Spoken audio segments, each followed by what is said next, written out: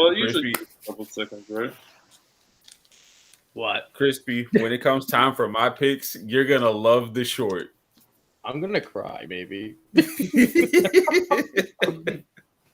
I'm still waiting for your review. I'm still waiting for it. I'm pretty excited for whatever. Me and Jerry have been like going back and forth on this, and we don't give each other like. I kind of like give him like 75, and he just gives me like 35 of his review. Thunder, just hold off for like 24 hours. Jesus Christ. Nobody wants you here. It's great sound effects. It's free. Yeah, it's free. It's free. I'm sorry. I'm just doing a post, so. I hope my neighbors don't go crazy. Man, that's like the highlight on PlayStation. I'll never forget. They were whooping their kid's ass one night aggressively. And I was like, yeah, it was a hold up during Call of Duty moment, and we're like, what's happening? There's like, shit's happening, shit's going down. It's like, I'm just beating their ass. Yeah, no. All right, says we're live. We're live, guys. Oh, we're live. Awesome. Oh, I probably should have moved my towels. Oh well, it'll be okay. Whatever. We can move them now. I mean, we haven't really officially started, so. Hey, it's fine. Okay, no, I like the towels. It adds the human. Anyway, all right, 3, 2, 1. Welcome to BatYard's Finest, bringing you the finest of Batman and Superman and more in pop culture. I am Josh from Metropolis, and here I am with I'll point to the person. What's up, guys? I'm Matt from Gotham. How you guys doing? And then I'm Jerry. Just flew in from Ola. I'm Tony from Star City. Holy shit, that was That was cool. That works. All right, that was beautiful. That was tricky to do the points, but I think I was actually shocked you did pretty good doing the animals. I was like, everything's reversed. I hate it so much. You know that song, that cha-cha song? You know, like that. Well, never mind. I don't know. You know, like that song in middle school, or like reverse. You know? So, Oh yeah, the cha-cha slide. Yeah, the cha-cha real smooth. That's like what we're doing when we're doing the podcast. We're doing the cha-cha thing. Should we put that in the background for like an hour? No, God, no, please. I don't need to hear that ever again. I heard that like a million times in high school and elementary school. Not middle school. Oh God, I saw one video of like this church redid the cha-cha dance, but they added church related stuff into it instead of like all the like slide to the left, slide to the right, like slide to the commandment, slide this way. I'm like, what the fuck? That's what you do. It's like, it wasn't okay. It was really cringy. It was really cringy. Well, reverting from the cha-cha slide or whatever the hell.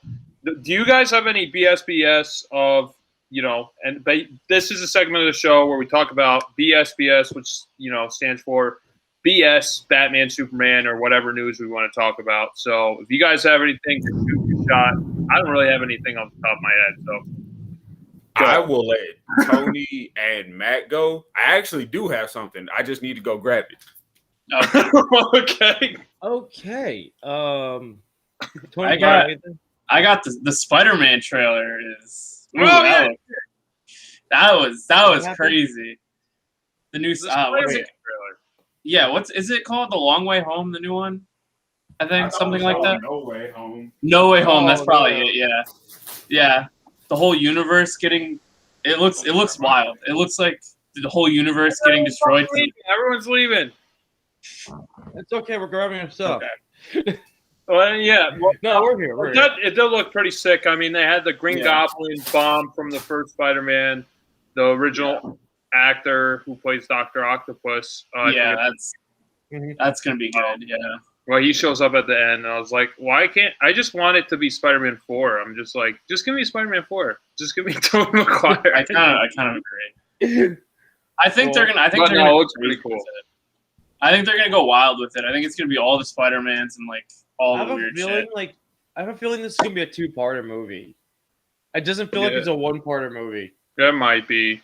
Yeah, It might be a really big movie that is gonna be insane, like you guys are saying. Another like Endgame kind of thing. You have so many characters getting thrown in. Last time we knew, we had the rumors of Electro, Doc Ock, and who else? It was someone else. I forget. It wasn't the Green Goblin. Wasn't attached to it. There was like one other villain, but now we have the Green Goblin, Doc Ock, Electro, the Lizard, and Sandman. Supposedly, there's 5 villains, and we're gonna get Venom. We're gonna get Tom Hardy probably. And all that crap. I don't know with that one actually. I wonder if they do, but I can see that if they do a part 2 to that movie. I can see that. But I don't know. It's weird, but like I don't know. If you guys look at like the IMBD like cast roles, I don't see anything for any of the other 2 Spider-Men. So I don't see Tobey Maguire or Andrew Garfield in that setup. They're keeping it a secret because they're going to give us the dancing scene from Spider-Man 3 with all 3 of them. Where they they have to. They have to. I actually like Spider-Man 3. I think it gets too much hate. I think Spider-Man 3 is a dumb movie, but I love it. You know, it's like it has its charm. Yeah. But it's just like yeah. I'd rather have the There's too much at once. pointing at each other. They're gonna do it all. They're gonna do it. They probably will. With your emo dancing craze, They did in Spider-Verse. Tobey Maguire's gonna go up and like, Peter, I know how to fix this. And then they just go into a cutscene. They'll all just slide into place and just start doing the little dancing thing.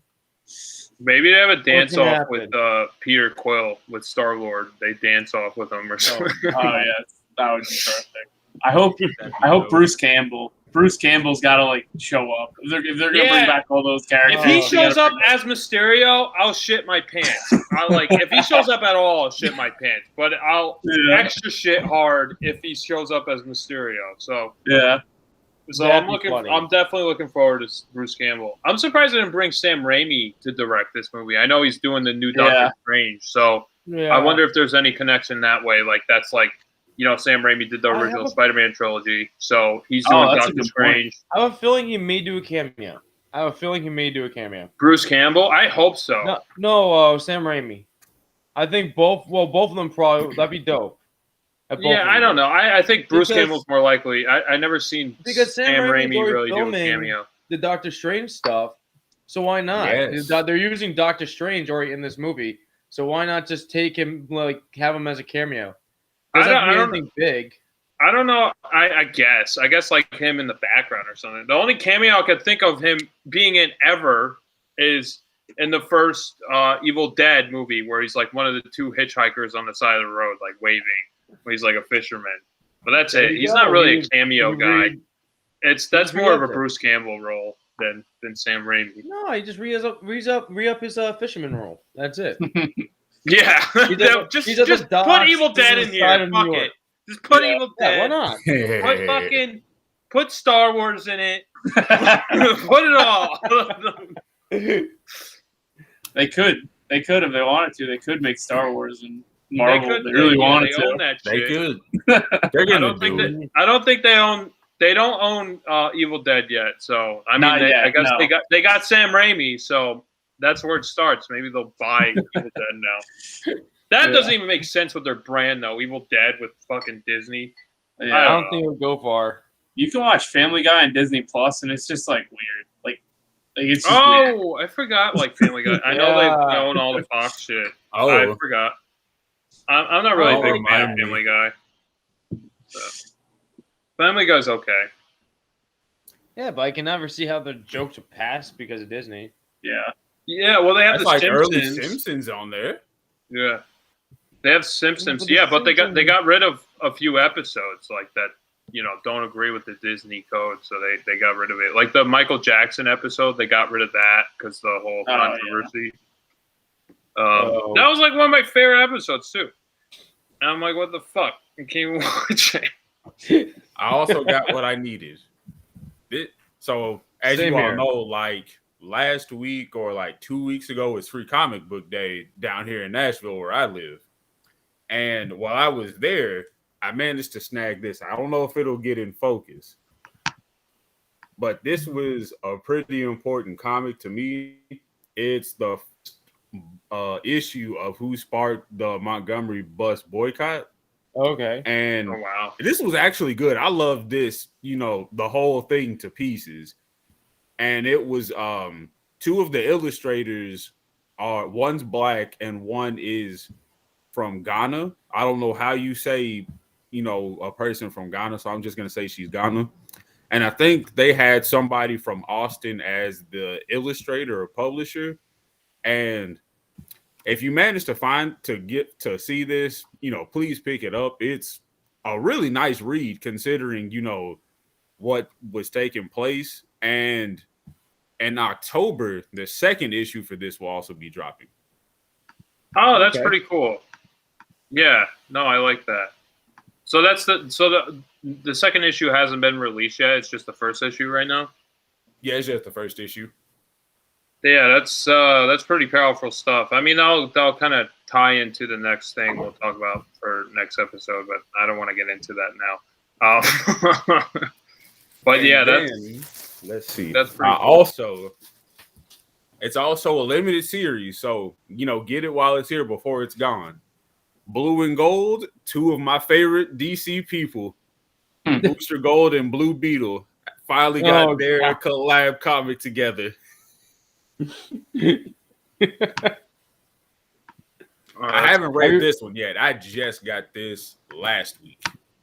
I think they usually show up together, Booster Gold and Blue Beetle, right? They're like pretty close, like friends, right? Within DC Universe. I don't really know much about I want to say yes, because they don't really use Booster Gold or Blue Beetle a whole lot, especially the older Blue Beetle before the Scarab.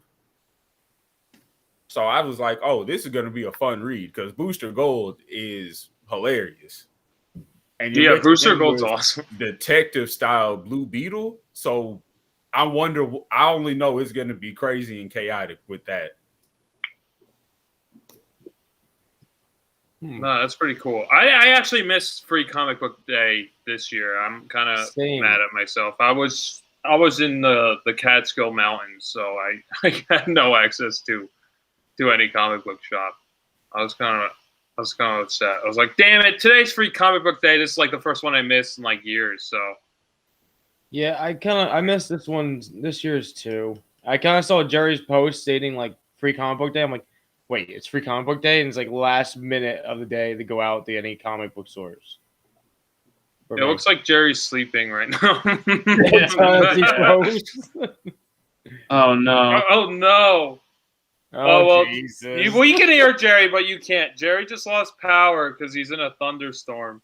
Oh no! Is it still off or is it flickering? Did it flicker or is it? Is it? That sucked. Jerry's back. His power's back on. You can't hear him. We can hear him. We got him in our ear. Yes. We're like James Bond or something. Oh, he left. He's blue now. Blue. All right, I'm gonna X Jerry out, and then he'll come back. But do you guys have any other? I got one more. Okay. I've been playing. Okay, so I'm gonna just talk about like this one game. I've mentioned to Josh already. Jerry's been hearing me every freaking night we're on PlayStation. He hears me play this game. This game's getting bad reviews, but it ends up being in my favorite category of shit. This game called Biomutant. Oh, yeah.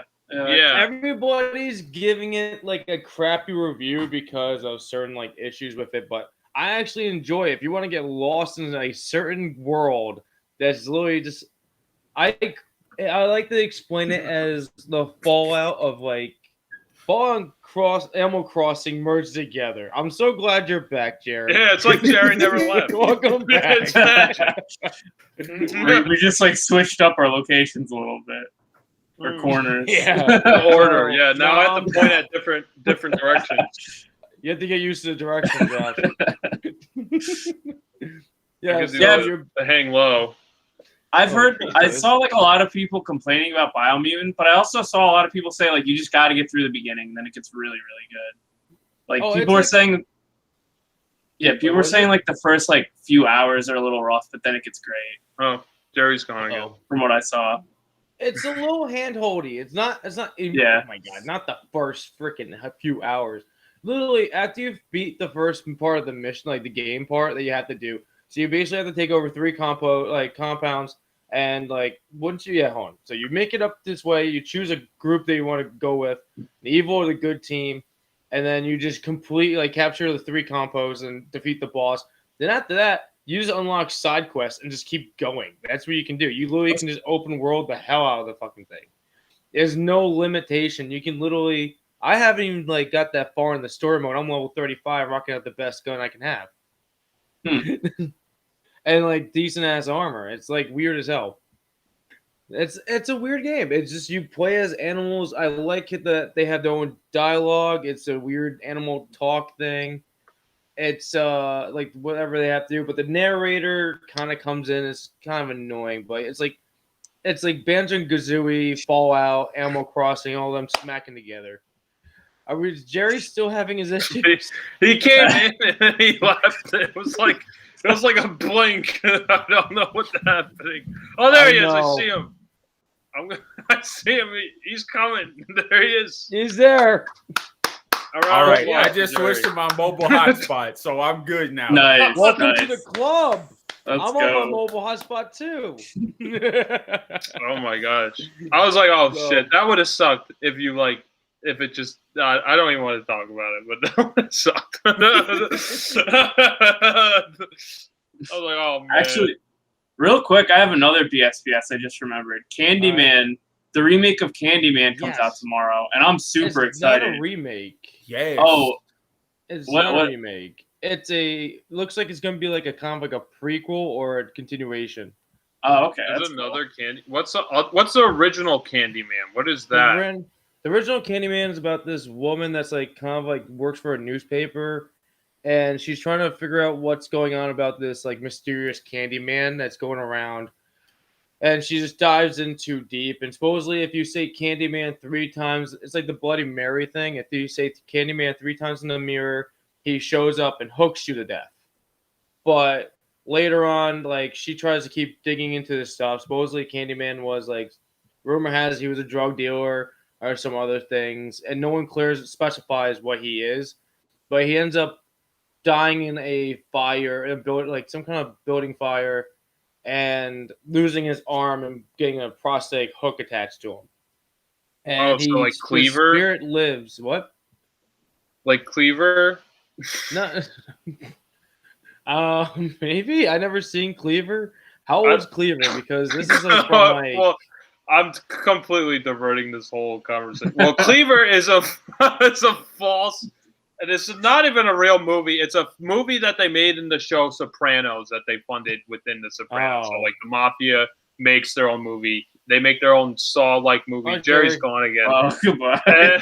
They make their own Saw-like movie, and they call it Cleaver. And he gets his revenge against his former boss who killed him. So he comes back to life with a cleaver for a hand, and he kills his boss. No, he just supposedly just kills random people in the mirror, but he has more of a purpose later on in the movie. But without spoiling it for people that haven't seen the original, but like the original came out in like the 1990s. Yeah. Like somewhere, I think it's like between midway point and late, I believe. But like, yeah, it's kind of a cool setting. It's more of like a murder, like it's more of like a mystery, like solving like. Yeah, movie. I think it's like pretty brutal, but like I think it's like one of the smarter, like there's like a lot of like social and like political stuff that's going on. It's It's not just like it's like a slasher, but it's not just like a slasher. It's cool. Like I like it a lot. I really like it. So the new one's like a continuation, or what is it? I think it's more prequel because it shows the gentleman in the new trailer that they dropped, him getting the hook. So I think it's a prequel more than the sequel. Because the way they were stating in the movie, in like the first trailer, it felt like a sequel. But now they're revealing more things. It feels like it's a prequel, but I can't. It's coming out when this week, right? I think it's tomorrow. Yeah. Yeah. So I can't wait. Yeah, that should be real good. I hope at least. I don't know. I'll probably won't watch it. Like There's Jerry again. Was it Jordan Peele, right? I think so. Yeah, it's Jordan Peele. Jordan Peele, man. So he's been.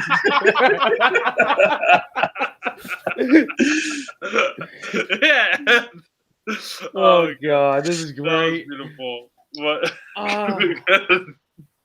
But Jordan Peele's been on a killing streak with his horror movies, so yeah. I have a feeling it's gonna be all good. of his horror movies have been really good, and he has another one coming out. It doesn't have a title yet, but everyone think it's gonna have to do with aliens, because coincidentally enough, it's like this huge fucking like storm cloud, and like something's supposed to be coming from it. Not just like sure where you are. Unfortunately, just like Tennessee right now. Summer rains. Oh God. So something's inside of a storm cloud. No one knows what's happening, but aliens come out of it and destroy things. We think it's aliens because I would have to go back and find it because it's a new project that he's gonna do in the future. Is this what's happening to you right now, Jerry? Is that why you keep losing connection? It's little green men dropping weather bombs on my now it's Mars Attacks. We're getting another reboot series. Wait, for real? No. Oh, I thought it was real. I was like, what? That's awesome. I'm joking. I got really excited. What the fuck? I kind of want to make. I kind of want to make awesome. another movie of that. Yeah, if they did it like shorts. Yeah, if they did it like shorts, like a miniseries, like you said, I think that would work better than a movie with Mars Attacks. If it was like different scenarios, like different continents, with like when the Martians land, I think that would be really interesting. But now I'm just speculating on something that Matt just fucking pulled out of his ass that isn't even real. So.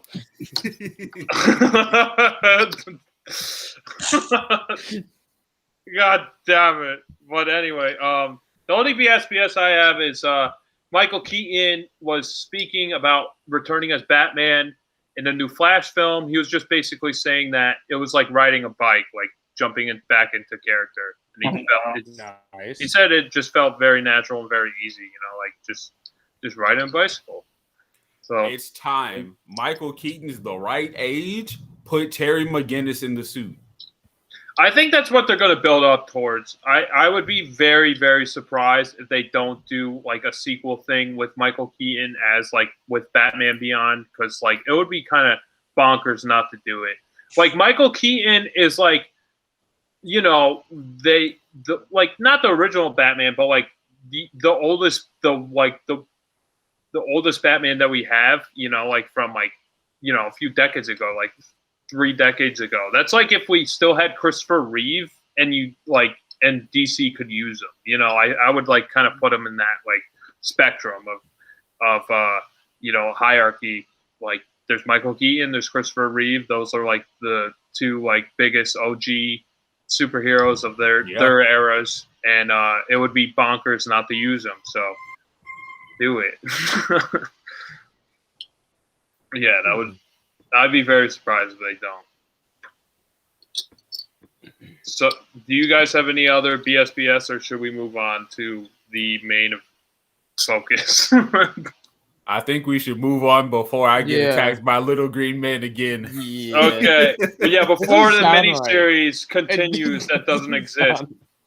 All right. Well, I'll take the first one. Okay. So we're talking about 2 Gumby shorts and also a Will Vinton short called Closed Mondays, and also the main event, The Adventures of Mark Twain. So I'm gonna throw out who discusses what short and what film, and we have 4 people, so we each get something to talk about, and it's perfect. You rigged this for that. So I'm gonna go first. So the first short that we saw was Gumby Zoops. I think it was like from the first season, or like it looked like pretty old Gumby. Anyway, the Zoops episode is about an old man who sells Gumby a potion and trades it. He trades it for a watermelon, this magic potion for a watermelon. And he's like, "Oh yeah, put the potion on your watermelons; it'll make them grow." And then Gumby's like, "Okay, that sounds great." And then he puts it on it, and then the watermelons turn into these weird animals that are called Zoops, because all they say is Zoop, Zoop, Zoop. So the Gumby gets the idea that to sell the these creatures, the Zoops, to a zookeeper so he could buy his mom a present for her birthday. So, guys, what do you think of Gumby Zoops? And also, do you have any prior experience with the Gumby character in general? Like any memories that come to mind? Like, have you seen a Gumby short before? So we'll start. We'll start with Jerry before he leaves again. We'll start with Jerry. Yes. It's been a long time since I've seen anything Gumby. So it was, it was fun to go back and watch it again. Watching it now, Gumby was definitely a fucking asshole. Why would you, it's not even that he scammed the zookeeper. He took the money and went to a malt shop and was getting ice cream. And I'm like, dude, you're spending your mom's birthday money. What are you doing? But Gumby, one more Sunday. Yeah. And I got to say that diner is super cool just because they have like the Sunday buttons like on the, on their table. It's like, oh, you want a Sunday, you press the button. You want a banana split, you press that button. And then this like weird tray that like this futuristic tray just like wheels in and brings out whatever order that they select on the menu. And I was like, that's always pretty cool. That was always something that kind of stuck out in my mind when I was a kid. So like I still remember that. Well, so Jerry, what are your thoughts on Zoops? Zoops was really fun. It was really like watching oh God! It was like watching an ad lib unfold in real time. All right, I need an adjective. Like Mad Lib. Chaotic.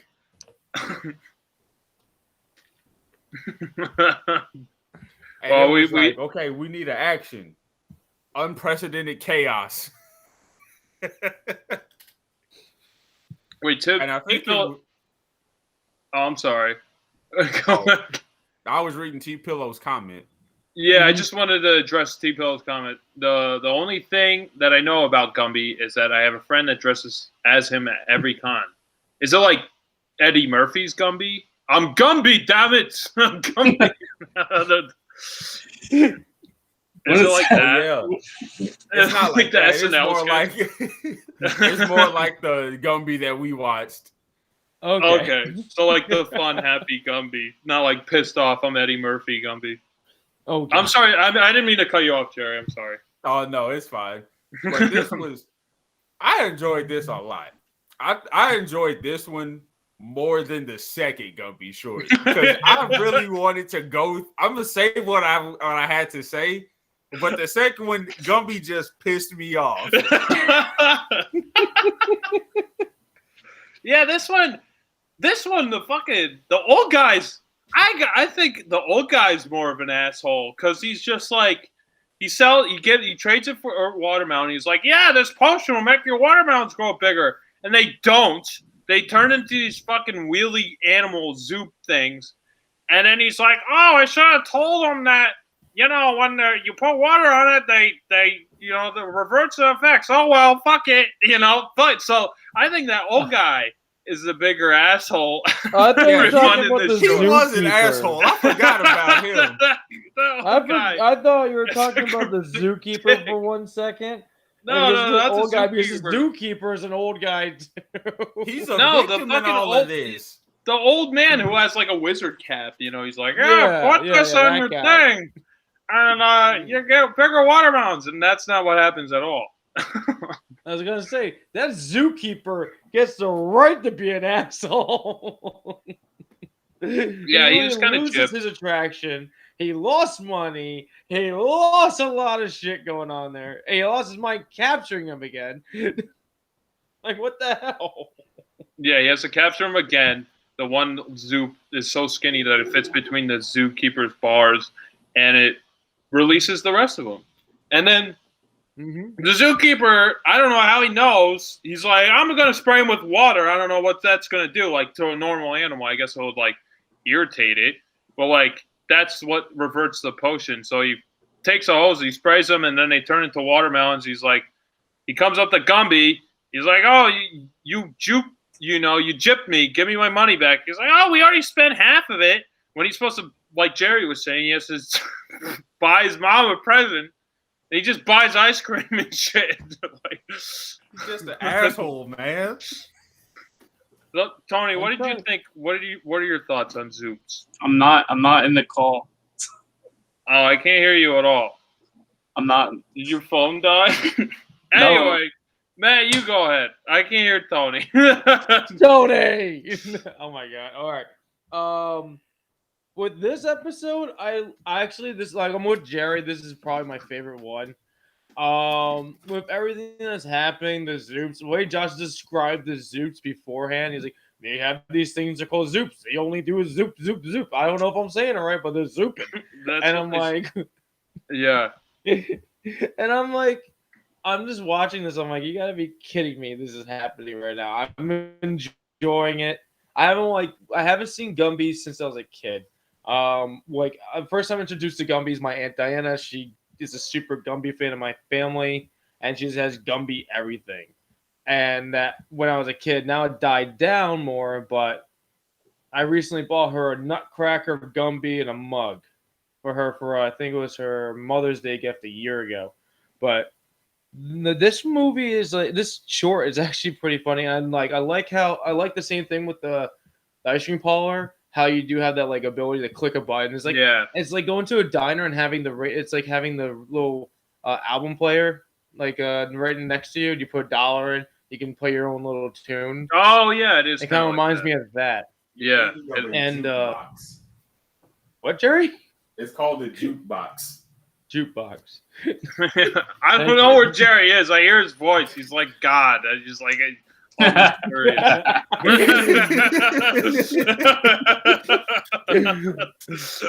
There's certain times when we're just the three of us. He has all that light behind him. We never know.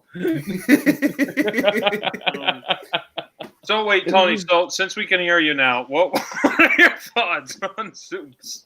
Oh God. I gotta apologize. I did not know that I had to watch the Gumby shorts because I didn't see those. So I watched the other one, but I didn't see the Gumby ones. So leave me out of this discussion. Tony. I can give you my perspective on Gumby, which is I haven't seen it in a long time. Yeah. What are your thoughts on Gumby in general? Pokey is the best character by far. Yes. So Gumby should be Pokey and Gumby, not Gumby and Pokey. So that's what I got for that. Wait, didn't Pokey get his own series though? Did he really? That's awesome. I thought Pokey got his little series. He might have. I don't know. So the reason why it wasn't that long. I haven't seen it. I didn't even know that existed. The reason why I selected these two shorts was because these are the ones I had on VHS tapes. So there's like a bunch of them since they're only like 6 minutes long. So these were the ones I remembered the most as a kid. And, so this one really popped to mind. And the second short that we're going to talk about is the one that comes to mind. But I have two stories about Gumby that come to mind right now. Is when I was a little kid, this is when we had the VHS tape. So this is the late 1990s. So I was probably 3 or 4 years old. I was watching Gumby. And, Gumby isn't really the most popular thing in the 90s. I was 3 or 4. And I really wanted a Gumby toy. And I was freaking – I was a little brat. I was freaking out. I was on vacation. We're in North Carolina or something. And my aunt and uncle were there. And I was like, I need Gumby. And then fucking, I would not stop screaming. I was like fucking wailing about Gumby. So my poor aunt uncle, had to run to the store and like Kmart and Toys R Us and shit to find fucking Gumby to get me to shut the fuck up. And then like Gumby isn't a popular commodity. Yeah, you're not going to find like it. It's like 30, 40 years old. So, like, it's not like you're going to see Gumby toys at every fucking aisle. So, like, they had to go to, like, 2 or 3 stores. They finally find a Gumby toy. It was a big toy. It was, like, this big. It was like Mr. Potato Head, basically, but it was Gumby. You could change his face anything. Anyway, they get back. I'm fucking sleeping by the time they get back. So, it's like, I'm fucking wailing up and they come back to a sleeping kid. Well, I do remember that toy. I wish I still had it. It was pretty cool. Well, like, you know, yeah, that's how much Gumby meant to me. It was very important to have a Gumby toy. I wanted to share my love of Gumby. And then the other story I have, this includes this one. Wait, this one over here. So we had this fucking stupid game that we played as kids. It's called the Gumby game. Gumby game. The only reason why it got made is because I had this leather Jets jacket, and it had a hood you had a hood up on it. So you put it on you back. I don't care. So I don't care about them anymore.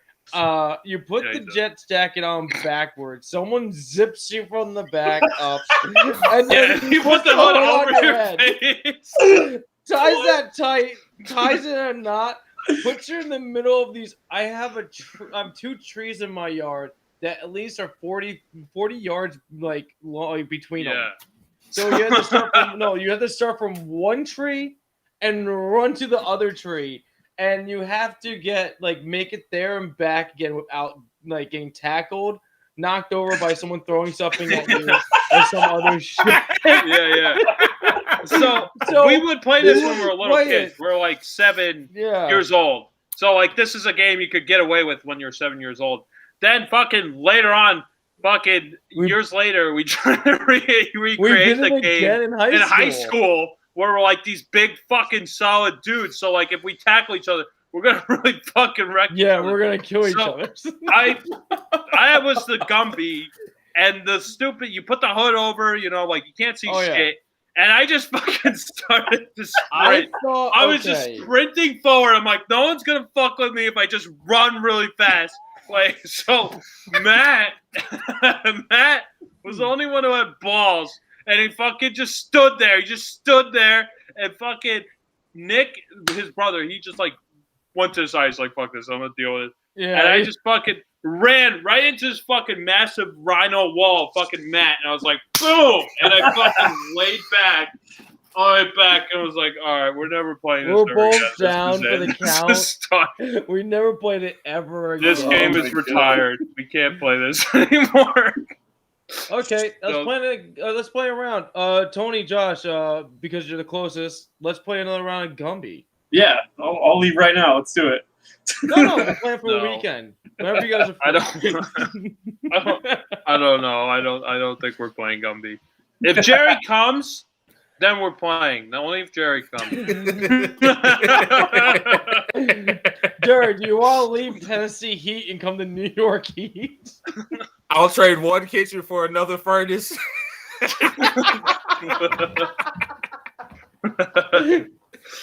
Oh my god. So yeah, that's the Gumby game. Those are the 2 things I wanted to say about my Gumby memories. But about this short, I don't really have too much to say. Just, you know, I already said it. It's just one of the ones that kind of pop into memory. And it was quite a trip to rewatch these. I was like, oh, I remember these episodes. It was kind of hard to find the names, but I found them. I was like, oh, this is the shit. Like, these are the ones I watched. So continuing on to the second installment of Gumby, Rain for Rue, and I want Jerry to take this one. What is Rain for Rue? He's an asshole. And let me tell you why this little fucker is a damn asshole. You go to a random place where your homie's like, we should not be here, and you're acting all fucking high and mighty, telling these people, What do you mean? This is how you make rain.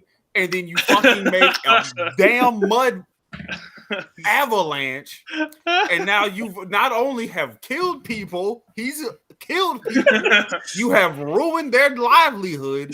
But now you try to make it up in the silver lining and say, oh, this mud is rich in iron, so you can make and sell shit.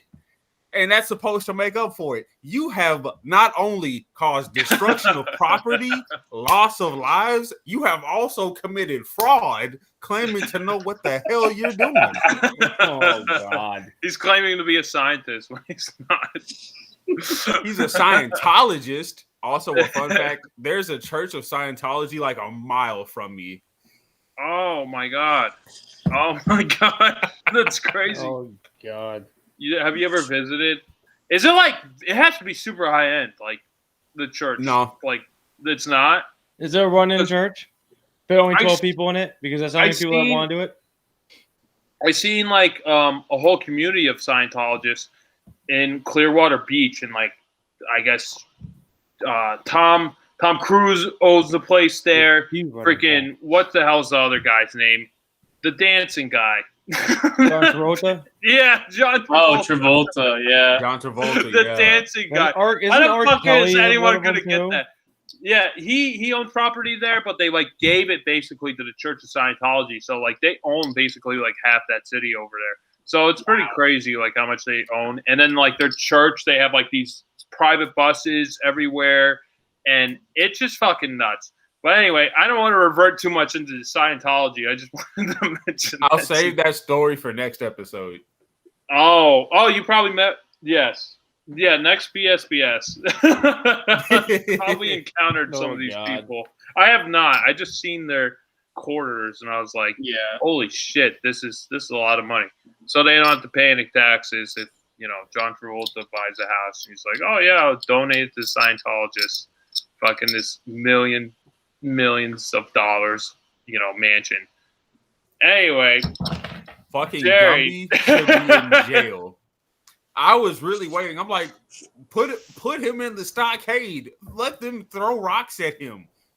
Pokey was smart. He said, I'm not dealing with this bullshit. I'm gone. And he left said, Gumby. He just says, fuck you, Gumby, basically, and just leaves. Isn't this like this when he's place they thrown go in his to? dungeon. The thing is, like, isn't this place that they go to another dimension they go to? It's like a storybook. Like they dive into. It's like a storybook kind of deal. Mm-hmm. This storyline, like reminds me of the Oobleck, the Dr. Seuss Oobleck book they had. Oh yeah, when it rains Oobleck everywhere, and I'm like, and just ruins the city. I'm like, are they trying to make it rain in that? Everything. Are they trying to make it rain in that version? In that book, I remember the book. I remember a very long time. Like, no rain, and then like Oobleck just decided to rain from the fucking sky and coat everything. I forget. It's been forever. It's been like since second grade we read that thing. Yeah, exactly. Because we had Dr. Seuss Day, and then we made Oobleck and freaking. Yeah, you can make Oobleck. It's like cornstarch and water, and I think cornstarch, that's water. Cornstarch and water. Yeah, it's like a solid. Yeah. It's like a and flowing solid solid or something. Yeah. So Tony, did you watch this one? You didn't watch this. No, I saw all this short in our main attraction. Okay. That's why. Well, these are the first two things I had to watch. I sent you everything. How the fuck did you miss it? I can explain. I saw those and I was like, oh, that must have been from another week that I was invited to, but I wasn't able to make. And then No, Tony. Okay. Oh, Tony. I'm not. It's I okay, wasn't being Tony. lazy. This is just me being a dumbass. I'm not Well, trying to at get out of watching at least I didn't choose you for either of these. Any of them. Anyway, all right. Tony is excluded. Again. Oh my god. I love you, Tony. So if you guys don't know, I guess the basis of this episode is Gumby, poses as a scientist. He goes to this kingdom because they really need rain for their crops. And then Gumby makes it rain mud. And then at the end of it, like Jerry was saying, he just like fucking kills like probably half the population after crops anyway. Just like with all the mud. Actually, all their crops are probably dead. And he's like, "Oh wait, you have the richest kingdom in the world." And he's like, "What?" And he's like, "Oh, you can make it. The rain is full of iron. You can make all sorts of stuff with iron." And he's like, "Oh, what a relief!" And then it fucking ends. It doesn't show a resolution of Gumby giving them water. They still don't have water, so they're gonna fucking die. They're drowning in mud to make it even worse. So like, he didn't solve nothing. He made their problem worse. Worse. Like Jerry was saying. Asshole kid. So there's no water. There's no water. He said there was a storybook. Where's the water? It's like Pinocchio and Jimmy Cricket. And Jimmy Cricket's like, "That's a bad thing, Pinocchio." And Pinocchio's like, "Fuck you, Cricket." It's just the same thing with Pokey and Gumby. It's just, Pokey's like Jimmy Cricket and doesn't like knows the common sense. Like, we shouldn't be doing this shit, like Jerry's saying. And Gumby just says, "Fuck it, let's try." Because no one asshole. Gumby is an asshole kid. I want to whoop his ass. Oh God! We'll send your neighbors over to get him, okay? God. Yeah. So I want to ask you guys. Besides Tony, well, I guess I'll ask Tony too. Have you guys seen these episodes before? Like, have you seen these as a kid? I honestly can't even remember. Wait, what were you saying, Matt? I've seen the Zoop one. The Zoops? I think the Zoops. I think I saw the Zoop one. The other ones, this mud one. No, I don't recall this one. Yeah, I didn't realize how much of a jerk he was either until I watched it, and I was like, I love how it ends and there's no resolution. Basically, it's like the resolution is like, oh, you have a bunch of iron, but no rain, and you're all gonna die anyway. You need fucking water to live. Yes. Like, oh, you're the richest country. Oh God. At least the Zoops episode ended with him having a punishment. He's cleaning the freaking cages of the Zeus. Yeah. Like that one, I think that one is a little bit better.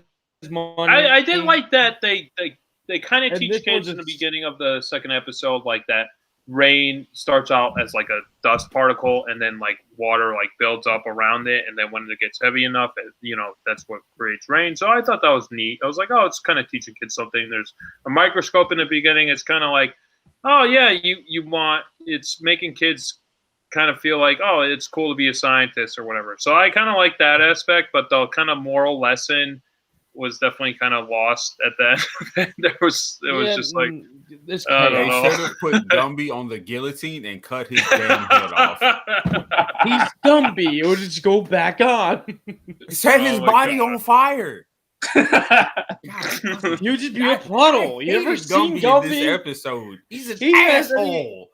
Yeah, and I love how you said like Pokey's just like, Gumby can solve this. Fuck him. I'm fucking out of here. And then he doesn't even show up. Like, he's gone. Once he says fuck him, basically, he just leaves, and then that's it. He's done. No. So I don't know if you guys have any final thoughts on these two shorts. If you want a funny show to watch, go on YouTube and watch Gumby. But skip Rain for Rue, because you're gonna want to throttle Gumby and commit arson. I still enjoy that one. I think I just enjoy it because it was like one of the ones I watched on that VHS tape. Like I was saying, like there was like a cool compilation of Gumby shorts, and I remember I found some other ones that were on that. And I was like trying to select which ones were the most memorable to me, and it was the Zoops one and the Rain for Rue one. And I don't know why, so that's why I picked those ones, and then I rewatched them again. I understand it was the Zoops. Quite a trip. Yeah. I understand the Zoops, but I don't understand the Rain one. I think it was like because of like it looks like it's raining blood on the king, and it's like kind of fucked up at one point. Like, holy shit. And then they transport into the book. I think that's a neat idea. There's another King episode that I remember, like Gumby has to fight a Black Knight on the horse. He goes to the same kingdom and he's fighting for the kingdom or something. Yeah, it's jousting. So I forget what that one's called, but I'm sure I could find it. But I would like to watch that again. But I picked these ones. Anyway, do you guys have any ratings for these two? Gumby Zoops is a 8 out of 10.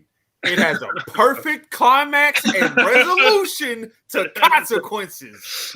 Rain for Rue is a 5. It's fucking mid because he got away with committing fucking mass murder. Like, I'm not gonna say what I want to say. Okay, so Zoot for me is a 9. The Rain one is definitely a 6. Yeah, that's you should give it a fucking 5. Don't fuck with me. I would probably put the Zoops one at a 9 as well.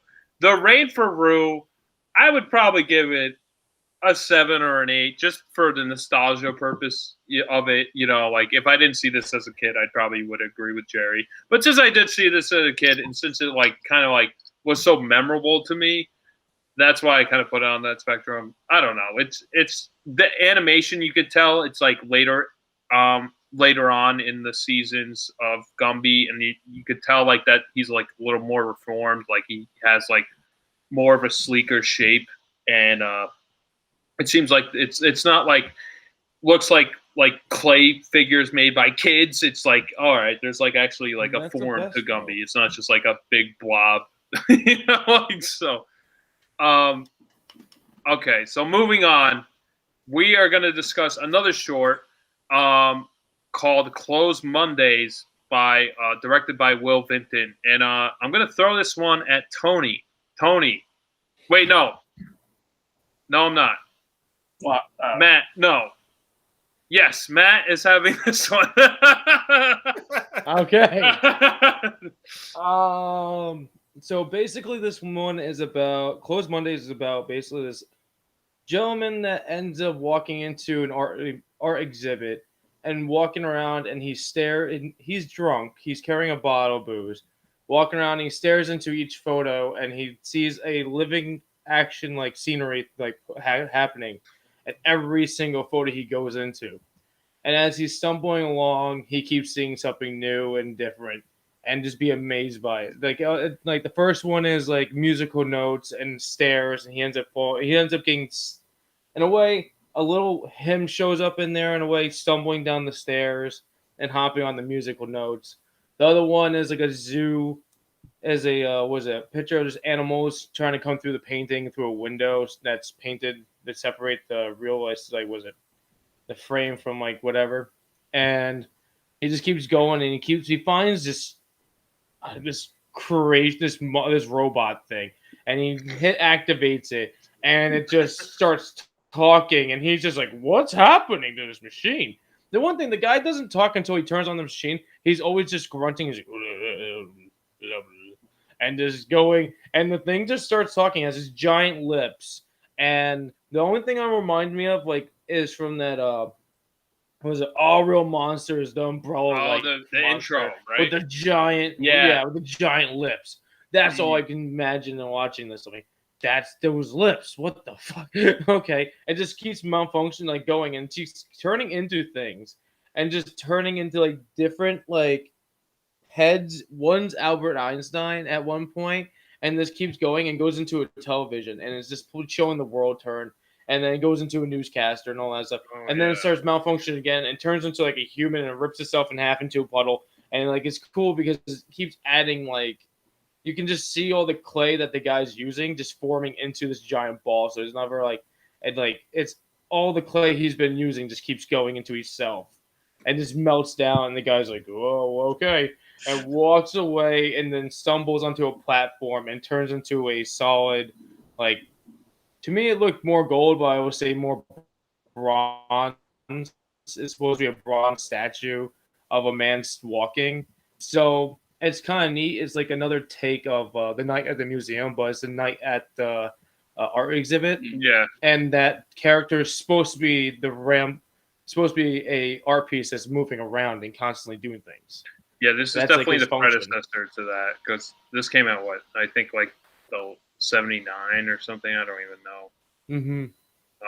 It's like it's old at least. There's a lot more to read in this. Like Gumby is like straightforward. Obviously, it's for kids. Oh yeah. This is like you could like kind of interpret it in like a lot of different ways. Like you could see like what the artist was envisioning for each painting. You know, like kind of like seeing like the physical feels and the music that's like kind of being portrayed with each art piece. Or is it what the artist originally interpreted, or is it what the drunk man is interpreting the art piece to be? And I think it's kind of like it's somewhere in the middle. Yeah. So yeah, there's a lot more to read in this, and especially like you're saying when he turns into a bronze statue, like that's pretty fucking weird in general. I had this to whole rewind it. I had to rewind it because I was like watching him walk, and like I looked like I thought I like looked to the side for a second. He's just bronze. I'm like, okay, that's weird. Let me rewind it again. No, he steps up where I kind of looked away, and he just turns bronze, and I'm like, so he is an art piece. Got it. So it's weird. It's like it's weird. It's like I kind of want to like look into it more than just as like I just did the one viewing of it. But I felt like it should like if you keep looking at more and more, and you can see like how Josh was saying, like more stuff to it.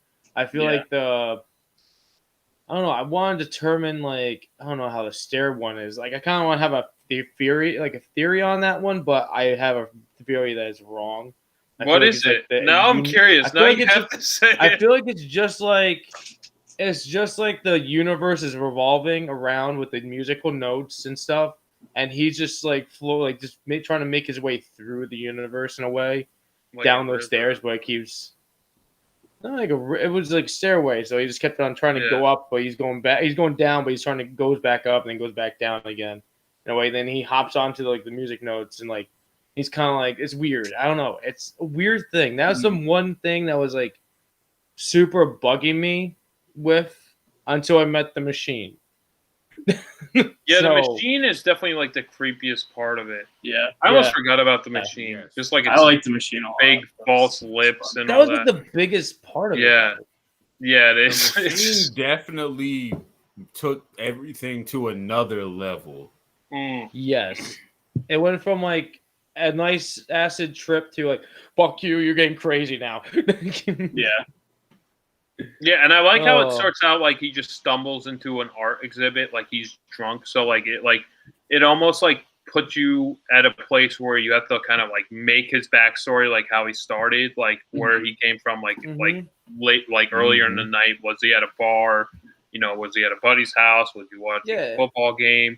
And I kind of like that. Like it kind of like makes you like feel like you're almost like starting the story at like almost like the end of it, you know, like at the end of the story or like in the middle of it or something, you know. To me, it was like it felt like it was more as him because they're using the like a POV of him walking in, swaying back and forth, and then you go like focus on the photo, then you zoom out, it's him. Like it was kind of trying to be like you're him at moment. But then just like now you're focused on him. I'm sorry, Jerry. You had something? Oh, I was just gonna say it was. I don't know if you guys remember this particular episode. It's like the episode of Courage the Cowardly Dog where they go to the art museum and everything comes to life. But it's like it brings a different meaning of being drawn or art coming to life. Because as we know, the man is a part of the exhibit. You know, like not at the museum, but it's like instead of everything coming to life, it's just him. So he's interpreting art through his own perspective, you know, I suppose you could say. So it's like with. Yeah, no, I would agree with that. It's just so trippy, this whole thing. I had an interpretation for this that I'm not sure if it's right, but I liked it a lot. I think kind of based on like what both of you guys were saying, where he like goes in. I think he was like initially like super dismissive of the first painting. Should we wait for Jerry? Is Jerry back? I'm back. No. What happened? Just keep going, Tony. Okay.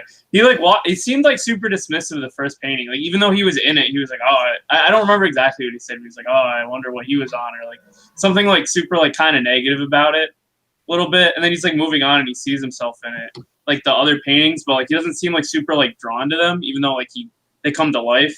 And then the last one, like he seems super interested in the lady like painting the ground or like that cleaning the ground. Yeah, that was And really then- crazy. That was a weird. I forgot about That's that. like for the a most second. somber one. Yeah. I think that's the most powerful one because like it almost like builds like a backstory of her. But I don't want to break off what you're saying. Like, you're good. It's just she said, I forget exactly what she said, but she was like, "Oh, if only the king could like appreciate like true beauty," and that like freaked him out, and that's when he turned into the statue.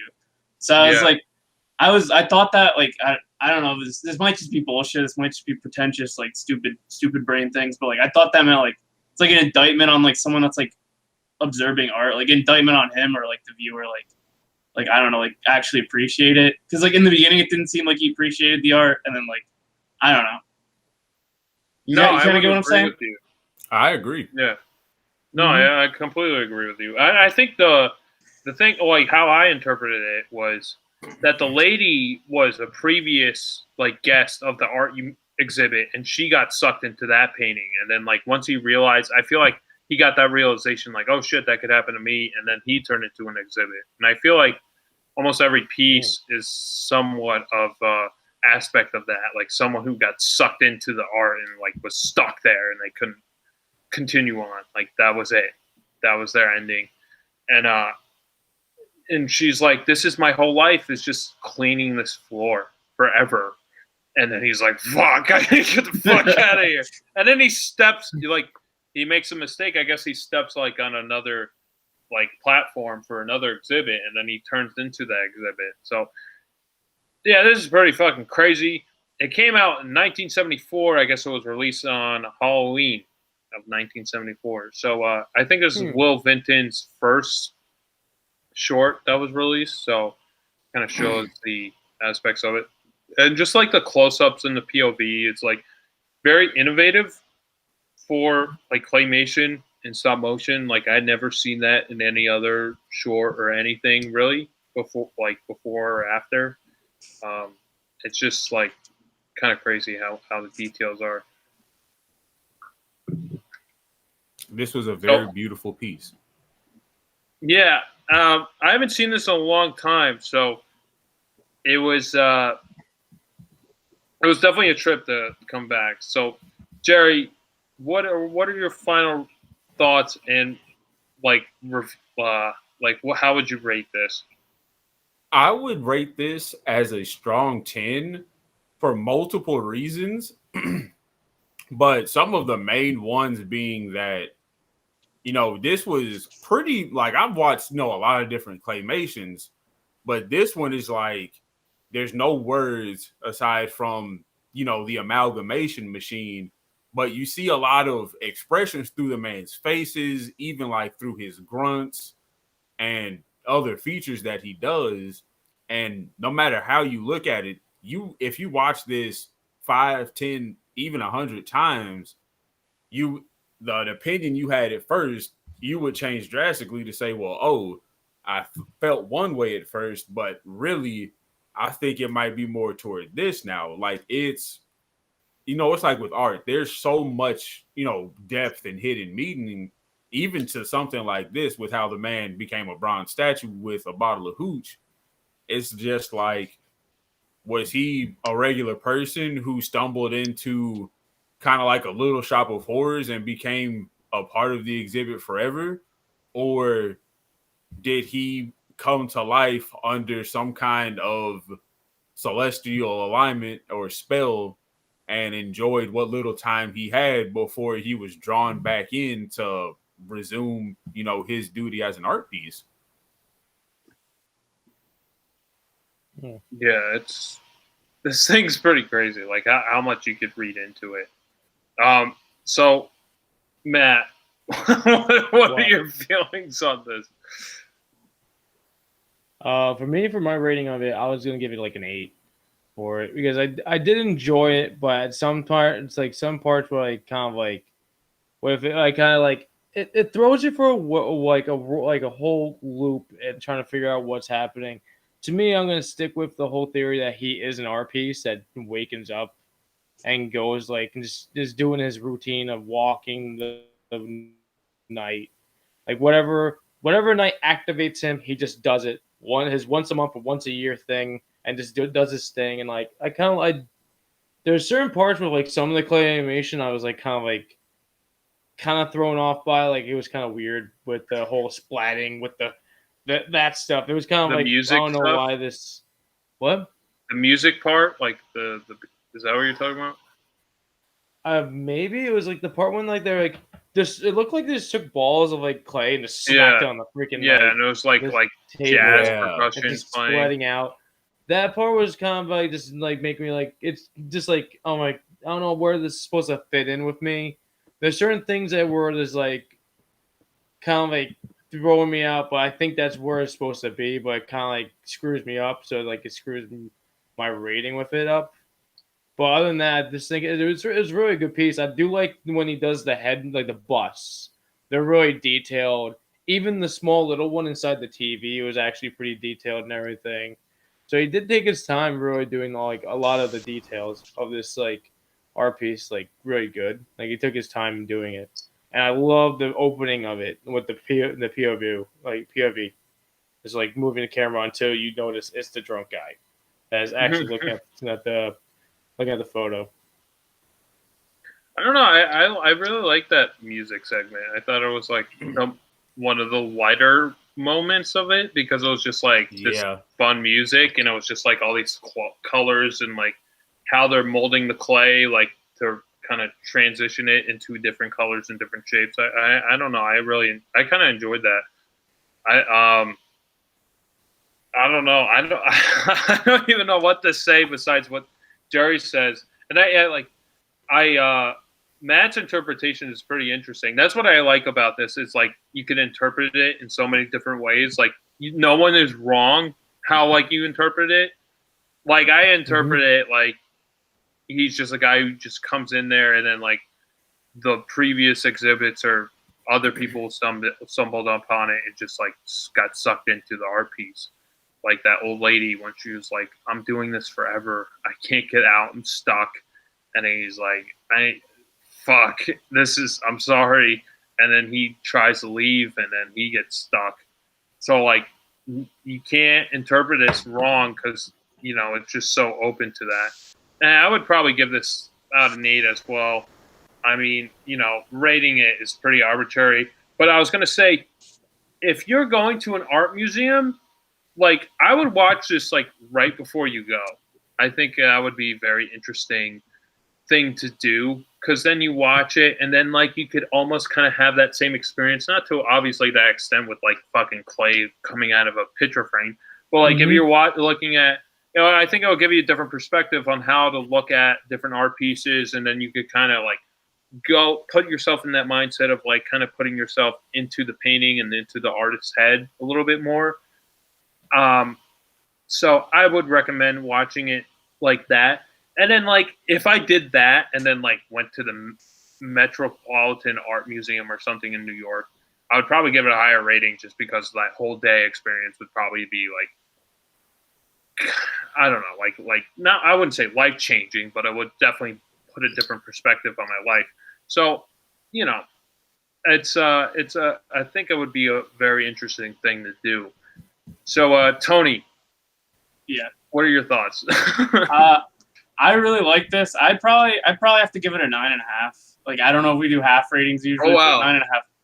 I liked it a lot. I don't know. I think it's really cool. It kind of, as you said, that like we all came back, we all liked it, but we all interpreted it differently. Like kind of similar, but slightly differently. And the fact that we all liked it, even though we took something different out of it, it's like pretty good thing for the art. The way I interpreted it, it seemed like kind of meta, which I thought was kind of cool. I don't know. I really like that. As Matt said, the first person thing was like really cool with like the wobbly camera and like you just like see the art for the first person. Like makes you feel like, because like you're watching this thing and then you're also like watching the art. It's like, I don't know. I thought it was really cool. Also, I think this one like Best Short Academy Award. I think I saw that after I looked this up. Yeah, Something I like think that, I which think is right. really? Definitely won some awards. Yeah. Okay. So yeah, I did really like this. It was good. That's all I got. All right. So I couldn't guess have we're agreed with a panel of judges better than we do now. yeah. I didn't expect us all to like it as much as we all came to conclusion. So that's pretty interesting. And this is such a drastic different thing than I would expect. Any of us to really watch. On a regular night. So that's pretty interesting. I find. So we're gonna continue on to the main event, the Adventures of Mark Twain. And Tony, the floor is yours. Okay. So the Adventures of Mark Twain is what's the man's name? It's animated by the guy that did the Speed Demon. Will Vinton. Will what? Vinton. Will Vinton. He did the Speed Demon Michael Jackson music video from Moonwalker. Yeah. Yeah. Is this why you picked it? No, I seen this before, and after. Well, okay. So this was my choice. I'll give you a little context of why I chose this before Tony gets into it. So not Tony. Sorry,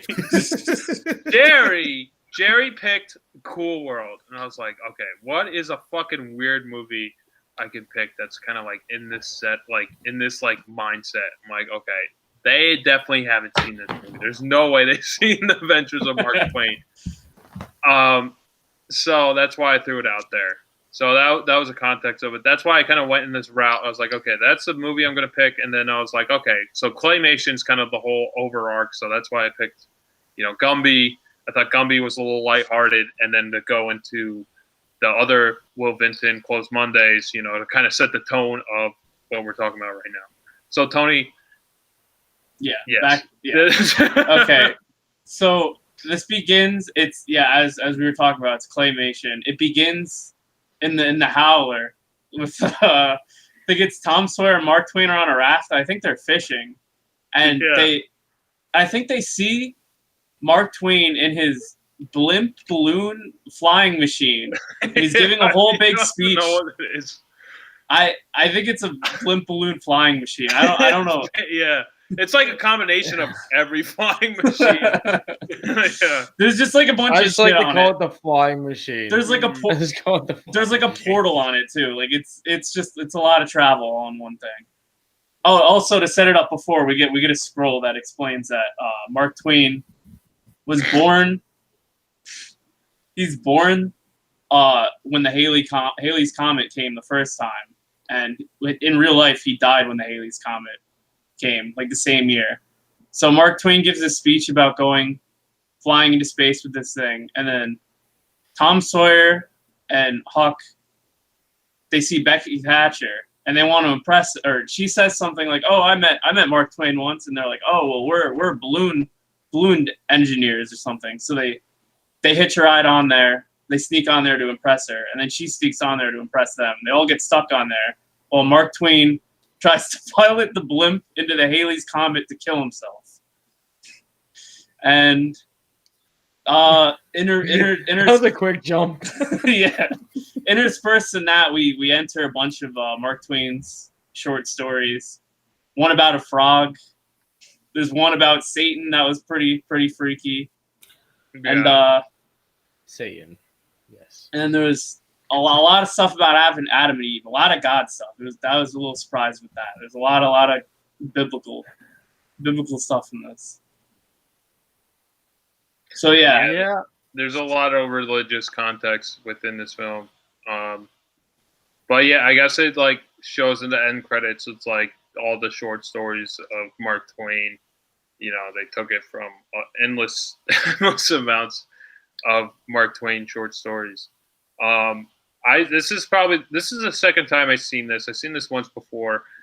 The reason why I seen this was that I don't know if you ever seen the YouTube clip, the creepiest kid show scene or whatever, and then it shows the devil scene out of this film. And I was like, what the fuck is this? I need to see this whole thing. I don't want to just see the scene. I need to see this whole movie.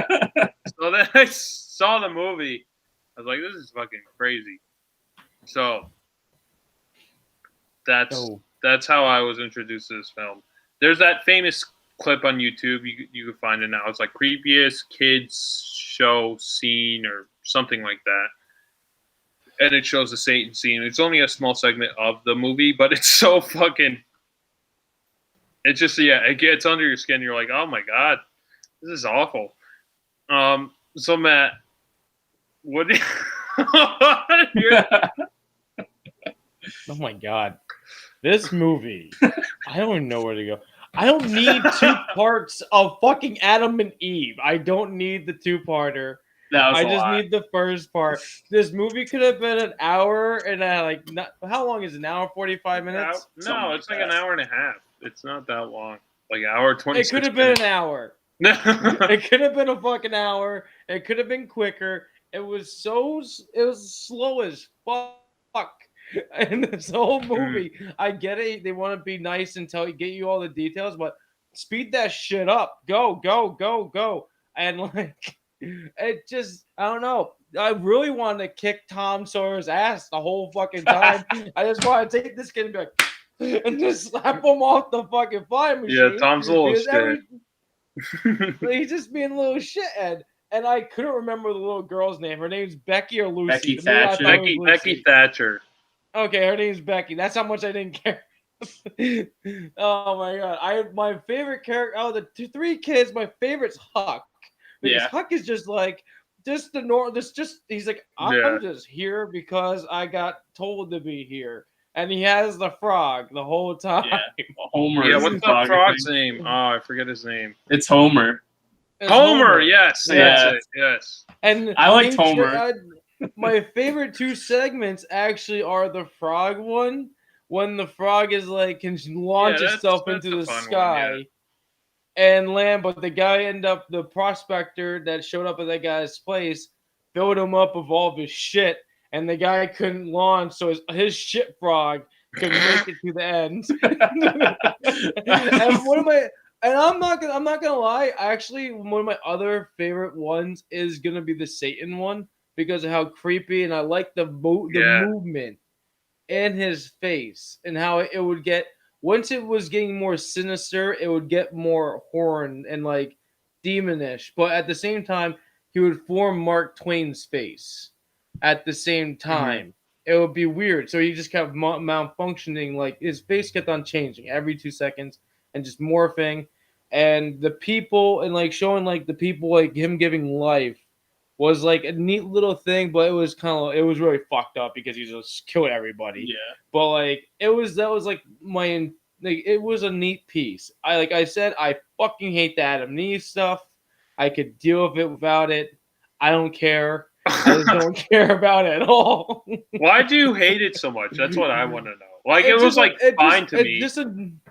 Like the first half was fine, then it got to the second half, and I'm like, we don't need to know more, and we didn't even continue 100% the whole story with the Adam and Eve and the kids and all that stuff, and it was just getting like weirder and shit. And I was like, I don't need to deal with this. I'm fine with the first half.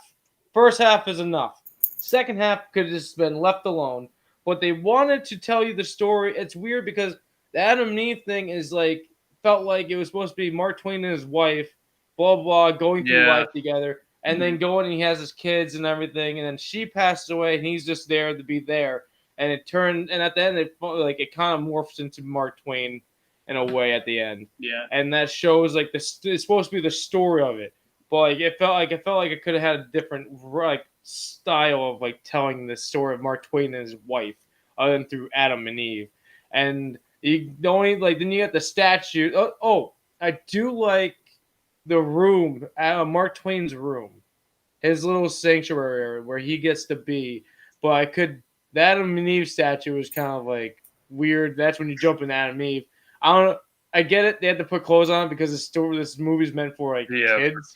But like, it's Adam and Eve. They didn't have clothes. Well, it's just weird. It's a weird argument to have because they didn't have clothes in the beginning when when they're showing him a right, statues. I guess with statues, it's not like as detailed. It's just like a bronze basic shape of a human. And then they appear to have clothes on once they, start to tell they get like story. a tank top and shorts on. So, I was fine with that. They kind of explained it. So, Jerry. Oh, that's how I feel about it. It could have been better. The animation is amazing. I love the animation. I love it. I didn't get to that, but I just want to say I love the animation. Animation's good, but they could have went better routes. All right, Jerry, go ahead. I want to hear your now. I wanted to start off by saying that I have nothing against Mark Twain personally. He's just my least favorite writer in the world. And that has nothing to do with what I'm going to say. I fucking hated everything about this. Oh, really? Oh, my God. Oh, no. I'm not going to... Let me correct myself. It's not everything. Tom Sawyer was fucking Gumby in Rain for Root. And I wanted to kick the shit out of him.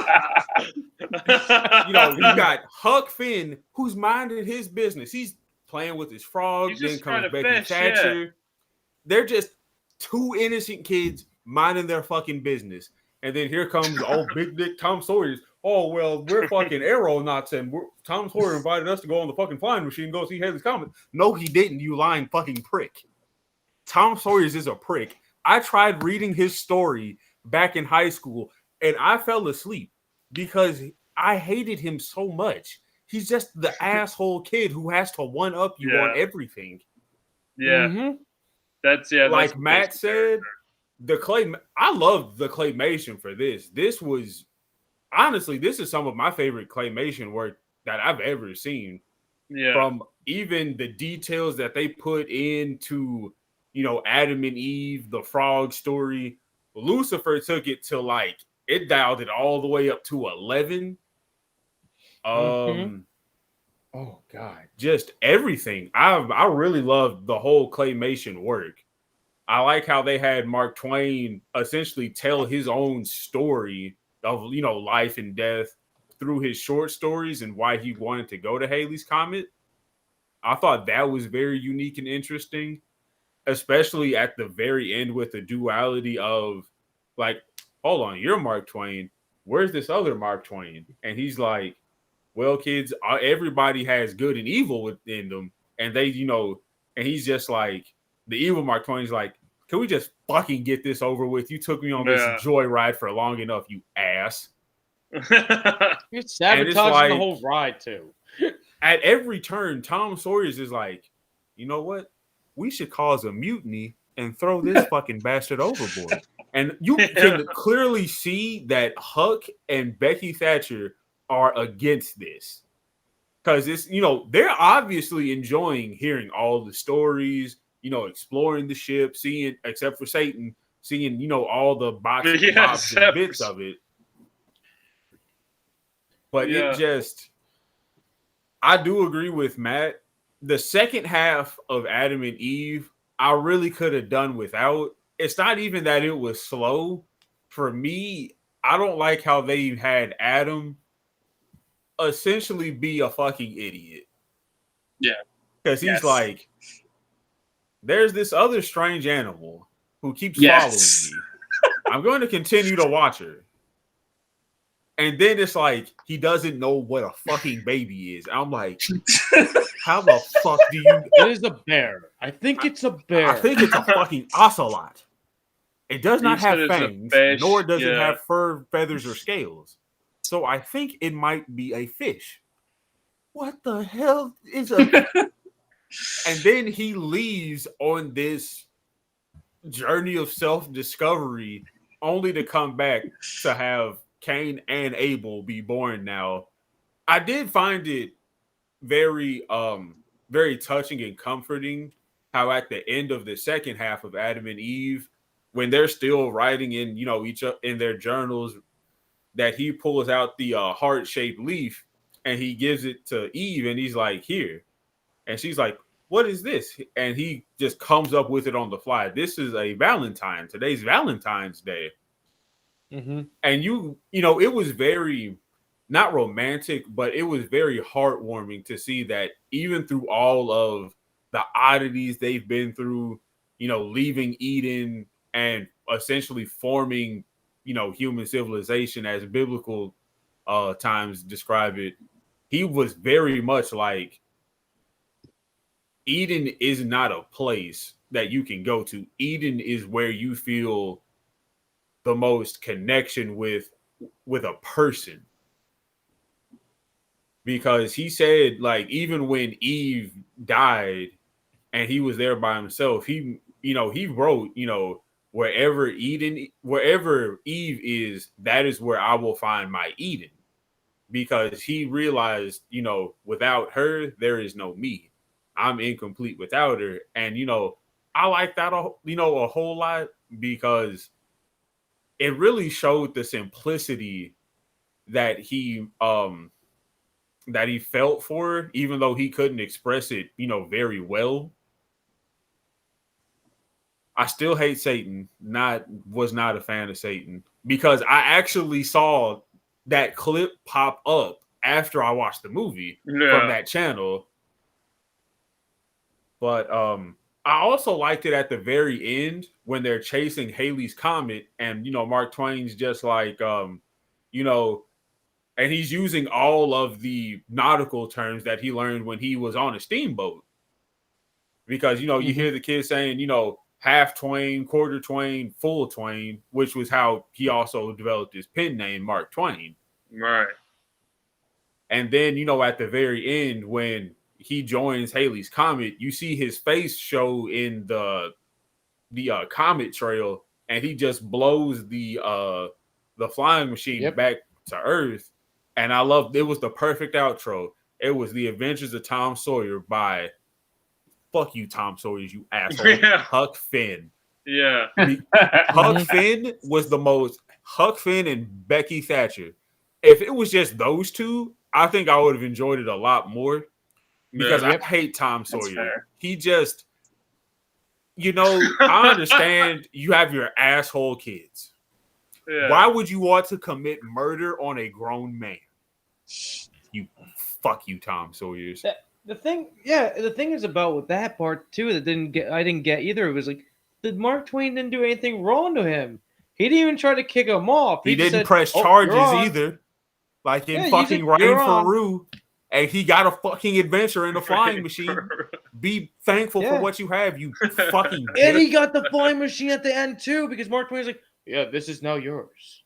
After I went to Halley's Comet, you can have my flying machine thing. Like Mark Twain was what? He was like Willy Wonka. Yeah. That's what I was about to say. A lot like Willy Wonka. Yeah. He was just like, oh, hey kids, what are you doing here? You don't know what to expect from We just saw you. Oh, that's just writer's block. Like, he just has an answer for everything, obviously, because it's his story and his shit. But he's just like, even when he, found out that Tom Sawyer was trying to sabotage him, he was like, don't worry about it. You can't, run in the face of a grand adventure. He just rolls with all the punches. And I'm like, God, Mark Twain, just throw his ass off. Jesus. Use the hand thing and grab him and throw him. Oh, the hand thing they squeeze. He had to pump it up to get the hand, and it grabs things. I thought that was awesome. Up your freaking blimp or grab a freaking frog that's falling off. I was gonna be sad that frog died. Yeah, I like that frog would have died. I would have rated this a 1. My favorite part of the movie was just like looking at the frog, just like because you could see him in like I think in Huck's shirt, like just like in his like shirt pocket. He would always have the dumbest facial expressions when things were happening. He was like looked so freaked out the entire movie. I loved it. I was freaked out too. It's like such a fucked world. You're like, where the fuck am I? But that is my piece on it. I hate Tom Sawyer's and I hate Gumby from Rain for Rue. And he reminded me a lot of him, and he should have been arrested for attempted murder. Yeah. All right. To be fair, if there wasn't any Tom Sawyer, there wouldn't be any plot to this movie because he was the one who got everyone on board to this death ship that's gonna crash with Halley's Comet. So like without him going like, oh yeah, let's go on, Becky, I'm like the balloon inspector. Yeah, that's me and Huck, you know. And then like she follows him onto the ship, and I liked how. I don't know. I kind of like the slow pace. Like, I don't even think it was really that slow, at least to me, because it was only like an hour and a half. I mean, I did break it up. Barry, how many times you watch this thing? How It many took- times you try to watch this? It took me like 4 times because I was falling asleep. I was fighting my one take that I was like, I'm going to stop after 30 minutes. I'm going to take a break. Yeah. I mean, I guess it depends on the time of night when you're watching it. Like, I broke this up into 2 halves. Like, I watched probably like the first 20, 30 minutes, and then I was like, okay, I'll watch the other half. And I kind of like how it breaks up into other story segments, you know, like of Mark Twain's writings. And it seemed like pretty authentic to what his books were.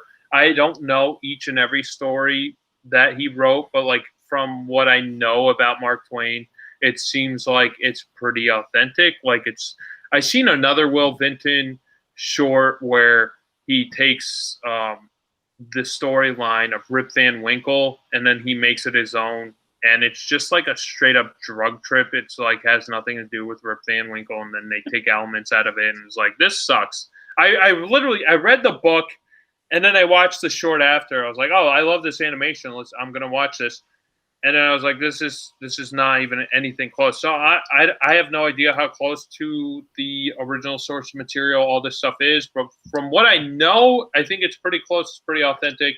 And I like how it's like set up in different segments. And I think without the second segment of the Adam and Eve, I guess like if I was going to recommend this, I guess I did recommend this, but if I was going to recommend this to an average audience member, I would say like break it up in 2 parts. Don't watch it in one. I mean, you can. It's only an hour and hour and a half. But the second segment of Adam and Eve, it's so somber. I guess like it shows how I guess Adam's kind of dumb, but like I don't know. I would be pretty stupid too. Like like you never had a child before. You never even heard what a kid was. So like. I don't know. He's just kind of discovering things for the first time. So I wasn't too mad about that. And Eve was like a little more intelligent than Adam, but like he came up with this. He came up with words himself, and he was having a ball in the beginning. And it came up to the somber moment, like what Jerry was saying with the heart. And he's like, oh, it's Valentine's Day. And then they grow old, and then they're both writing into their own journals that, when I want to be the first one to go, I can live life without this other person. And I thought that was like a very somber moment. Like that was, I don't know. I thought that was like one of the more powerful moments just because like, we all age, we all get old. And like, if we have a significant other, we don't want, like, I feel it came to the thought, like if I'm, whatever age, like 88 years old, I'm like about to die.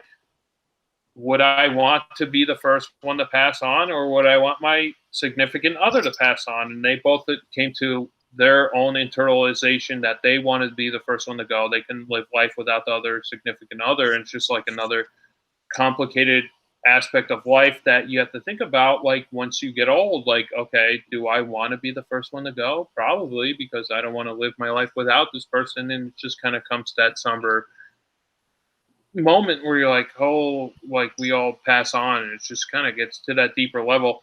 And I don't know, this movie is like definitely a trip. I think I would recommend this to most, like I would just recommend this to all people just because like how fucking you're not going to get this experience with any other movie, just like in general. Like what fucking other movie are you going to get this feeling and this experience? And it's such a I know, I guess me personally, it's like such a short movie that it's like kind of like a breeze, like to get through. I wouldn't say a breeze, but it's just like easy to break up and to watch, because it's just so short. It's not like it's 3 hours long or 2 hours long. I don't know. I think without this second part, I think that second part of the Adam and Eve was like one of the more powerful parts. And I think without that, it wouldn't be as. I think that was one of the more important parts to me was just like growing old with your significant other. And I think if they didn't have that in the movie, it would have been missing a credential part of what the whole meaning of the movie is, or the heart of the movie. I can agree with that. Just put put the important half from the second half and the first one and just condense it down. Yeah, I guess there's some stupid stuff they could have thrown out, like I guess like some of the naming everything, and like Adam like wearing his goggles going down the river, whatever. They didn't really need all that, but they could. I would have. They could have just went. They could have went with a different like path, like they're like, all right, kids, let me tell you about the real thing about my wife and me. And he could have went with that little route and discussed a little bit, like from when after they were married, and forth in his own little way. Yeah, but then it would have been like one of his short stories, like that Adam and Eve thing. The Diary of Adam and Eve is like one of his short stories. It's probably a reflection of how he felt with his wife, and she passed on before he did. I know one of his daughters died before, he passed on. So like, it became kind of morbid at the end of it, and he was just like waiting to die with his Comet. This whole thing with the Halley's Comet is like the whole baseline of the whole story. And, I guess it's true that he was born within days that the comet passed Earth's orbit. It kind of goes through like every 74 years. So he wanted to go out with the comet. I guess like a few days after the comet went, he died. So I don't know. It's like kind of interesting how he has that like deep connection with the comet. I guess every orbital period is 75 years. So, oh shit. Okay, so the next time Halley's Comet is going to circle around Earth's orbit is July 28th, 2061. Get y'all there. Yeah. Get y'all there. I'll see y'all at the Comet. Don't bring Tom Sawyer. A wheelchair ready to kick his ass. I don't know. I kind of like how Tom Sawyer's like a smug little asshole. Kids are smug little assholes. So like it kind of reflects what kids actually are. It's not like, it's not like doing the Disney aspect of it. Like, oh, every kid's perfect. Every kid's this, like kids are fucking shitheads. And Tom Sawyer is a shithead, and it reflects what kids really are, So that's what I like about the characters. Like, that's what a kid actually is, a fucker. So like, yes. And that's what I enjoy about the character. I really wanted to just handcuff him and him in the river. And just watch his fucking dumbass drown. I hate Tom Sawyer's. I do hate Tom Sawyer. I think of the book, and the book was fucking dry as shit. I watched his. There's a movie that came out. I remember there's a movie of his. I remember just watching that movie, and I fucking hated him in that movie too. I know. What movie is it? Like from the 90s? I think it's from the 90s or later. It's not anything recent, like in the 2000s. It's literally like 90s or later-ish. Is it just called Tom Sawyer? I think it's The Adventures of Tom Sawyer or something like that. I think that. And there's a part when there's a part when there's a cave-in spot, and then I think he calls him the cave-in or some shit. And I'm like, this sucks. This is like worse. Where's the Little Rascals? Show me Little Rascals. Tom Sawyer is not my fave at all. I enjoyed. We don't even have Tony's side of this. Tony, give us your side because. Hi, Josh. All right, I'm back. Sorry, I got disconnected for a second, but I kind of agree. I liked some of the Adam and Eve stuff. I thought it dragged like a lot. I thought I kind of liked that Adam was a dumbass. I thought it was really funny when neither of them could speak English or anything at all. Like he was just running around like screaming and just saying random shit. Like I thought that was kind of funny. I took some notes, and then Eve sees the things I thought was funny with that segment. There was like a lot of funny things with that segment, but she sees the fish and she like almost drowns and sees fish, and she's like, "Oh, how do these fish live here? Like, I almost drowned," and then takes them out of the water and just kills them. She's an idiot.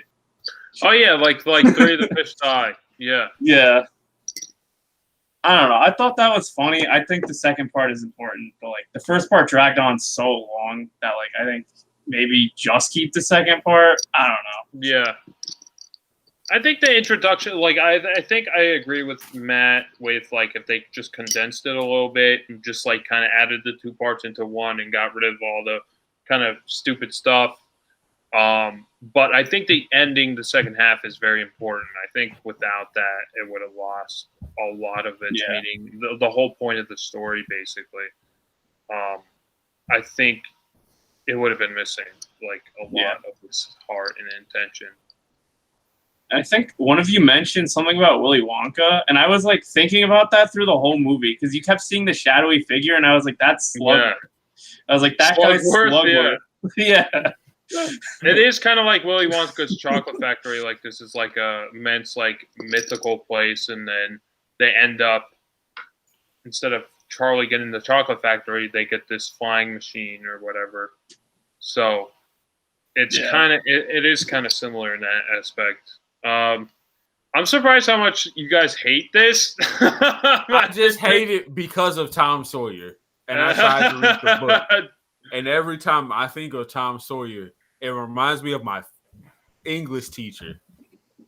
Oh, I see. It who goes back to those. made me read that stupid book. I'm not gonna say how I really feel. I remember Tom Sawyer like reading it in middle school or high school, and I remember enjoying it. I kind of I remember kind of liking the book. I guess that just kind of shows our personality differences. I didn't make it past page 50. Literally, all I remember is defense. That's all I remember is just like I remember defense. they're in a cave. Like they're in a cave at the end, and then they're stuck with Injun Joe, and then he's stuck with Becky, and they're trying to escape. Yeah, Injun Joe's like a demon in this movie. They get treasure. That's the part I remember in that freaking movie I was telling you about. I don't even know who Injun Joe is. I didn't make it that far. He's like the villain. I guess I forget why he's the villain. But they show him in the movie. Like he's in like one segment of the movie and he has those like fucking demon eyes and he's like about to stab Tom Sawyer with the knife. So you probably wish that happened. Yeah. But I know Injun Joe gets stuck in the caves and then Tom Sawyer and Huck Finn end up with the treasure. And then it continues on with Huck Finn, and that's like the sequel book. Yeah, I don't know. What do you guys have any final thoughts on this? Oh, yeah. Take out Huck Finn and put in Injun Joe, and we would have had a better movie.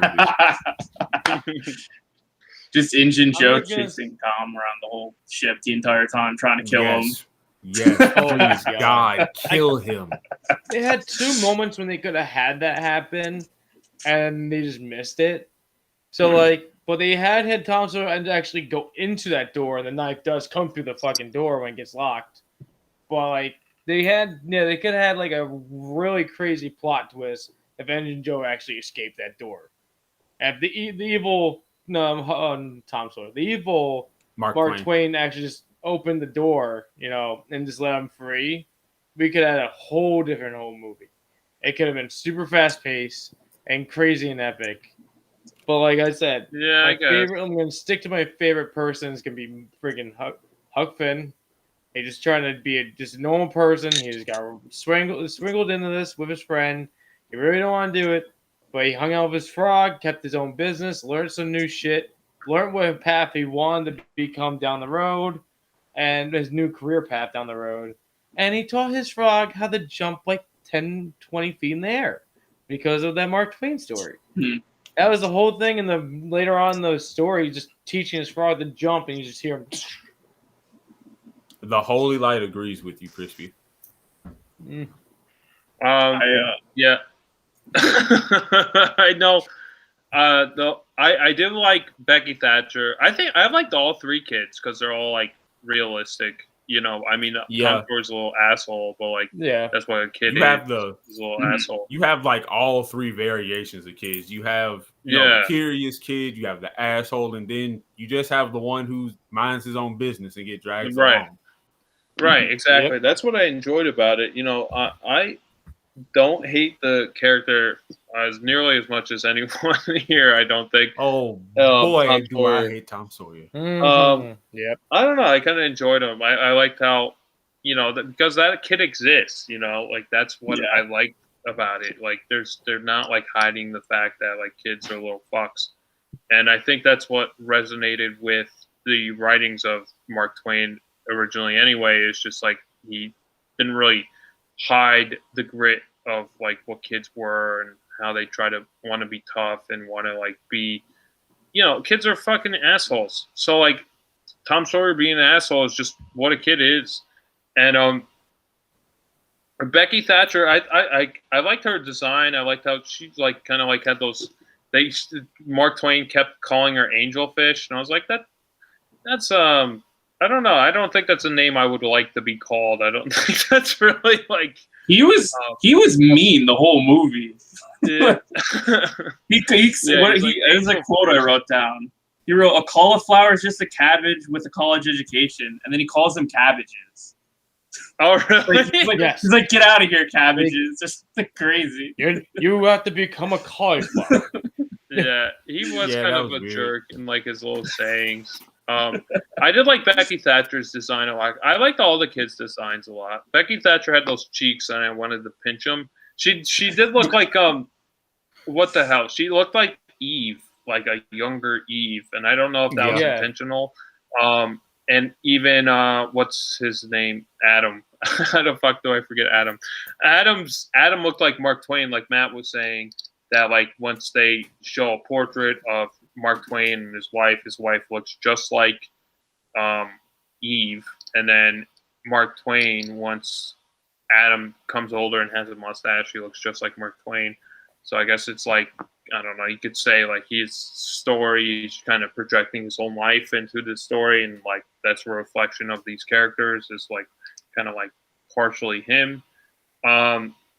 I don't know. I don't really know what to say about this movie. It's just like such a fucking mind trip, you know. Like I think I would recommend this movie to most. I think everyone, just to get a different experience than what you would get from any other movie. This came out in 1985, and I guess like everything you see on screen is made out of clay. Even the backgrounds are made out of clay. So like this is like 100% clay, and I think it's like one of the only movies to have that aspect. Is like everything is clay, because you know with stop motion you're gonna have some things made out of different materials, but I think everything is made out of clay. And just like looking at the movements of each character, like it just seemed like I had to like really study it and look at it, because I'm like in my head I'm like, this took so fucking long to make this mouth move like one frame. So I'm like, oh man, I really have to pay attention to this, because so much work went into this just to make this person say one word, you know. So like I felt like it was a disservice if I didn't pay attention, if that makes any sense, you know, because like so many man hours went into this. So I don't know. It's just like this movie is just such a weird trip, and like I said, I seen another rendition that he made of Rip Van Winkle's Tale, and I didn't like that one because it wasn't true to the original story. But from what I know, it seemed like it was pretty true to what I know about Mark Twain with these stories. So, yeah, I don't know if you guys have any final thoughts or words or anything you want to add. I think we should have Matt give his rating and final thought first. Okay, Matt. Okay. Like I said, I'm a huge fan of this movie. I do believe it could have been like condensed down to a shorter video. It could have been faster paced, and I enjoy all the claymation. I respect all of that, but overall for this movie, I'm giving it like at least a 5. Oh my god. Yeah, I didn't like it at all. I would never rewatch it on my own time. If someone put it in like on like a DVD player or Blu-ray, I'll watch it. But I'm not gonna say I'm gonna watch a freaking Adventures of Mark Twain by myself again. Yeah, let's go. Oh, no, I'm not going to do that. I accept if I want to rate it for the claymation style and like how much work they put into it, I'll give it at least a 9 for having all that talent into that movie. That's a different rating. Just the rating for that effort is like a 9, but the movie itself is just a 5 to me. All right, so. All right, Tony, what do you think? I'm thinking kind of similarly. I liked a lot of it. There's a lot of things I liked. There's a lot of moments I thought were really funny, but it felt like it dragged a lot. There were some parts where I was like, oh my god. Like there were parts where I literally thought the movie was trolling me. Like I liked this part, I thought it was funny, but like it felt like such a troll. Like there's a part where like I don't remember like why it goes into this like thing, but like I don't think we talked about it, but there's some pilot who dies and he goes to heaven, but it's like alien heaven, and there's like a 5-minute scene. Oh yeah, yeah. I almost forgot about to talk about that. That is so fucking weird. That whole segment, I kind of like that. How it's fucking weird. But I liked it, but I felt like it was like purposely like long and like stupid and annoying. Yeah, like, it was stupid and annoying. Yes, I fucking hate those alien things. I hate them. Yes, they were some more fucking assholes. Where are you from? San Francisco. Where? Yeah. Mother.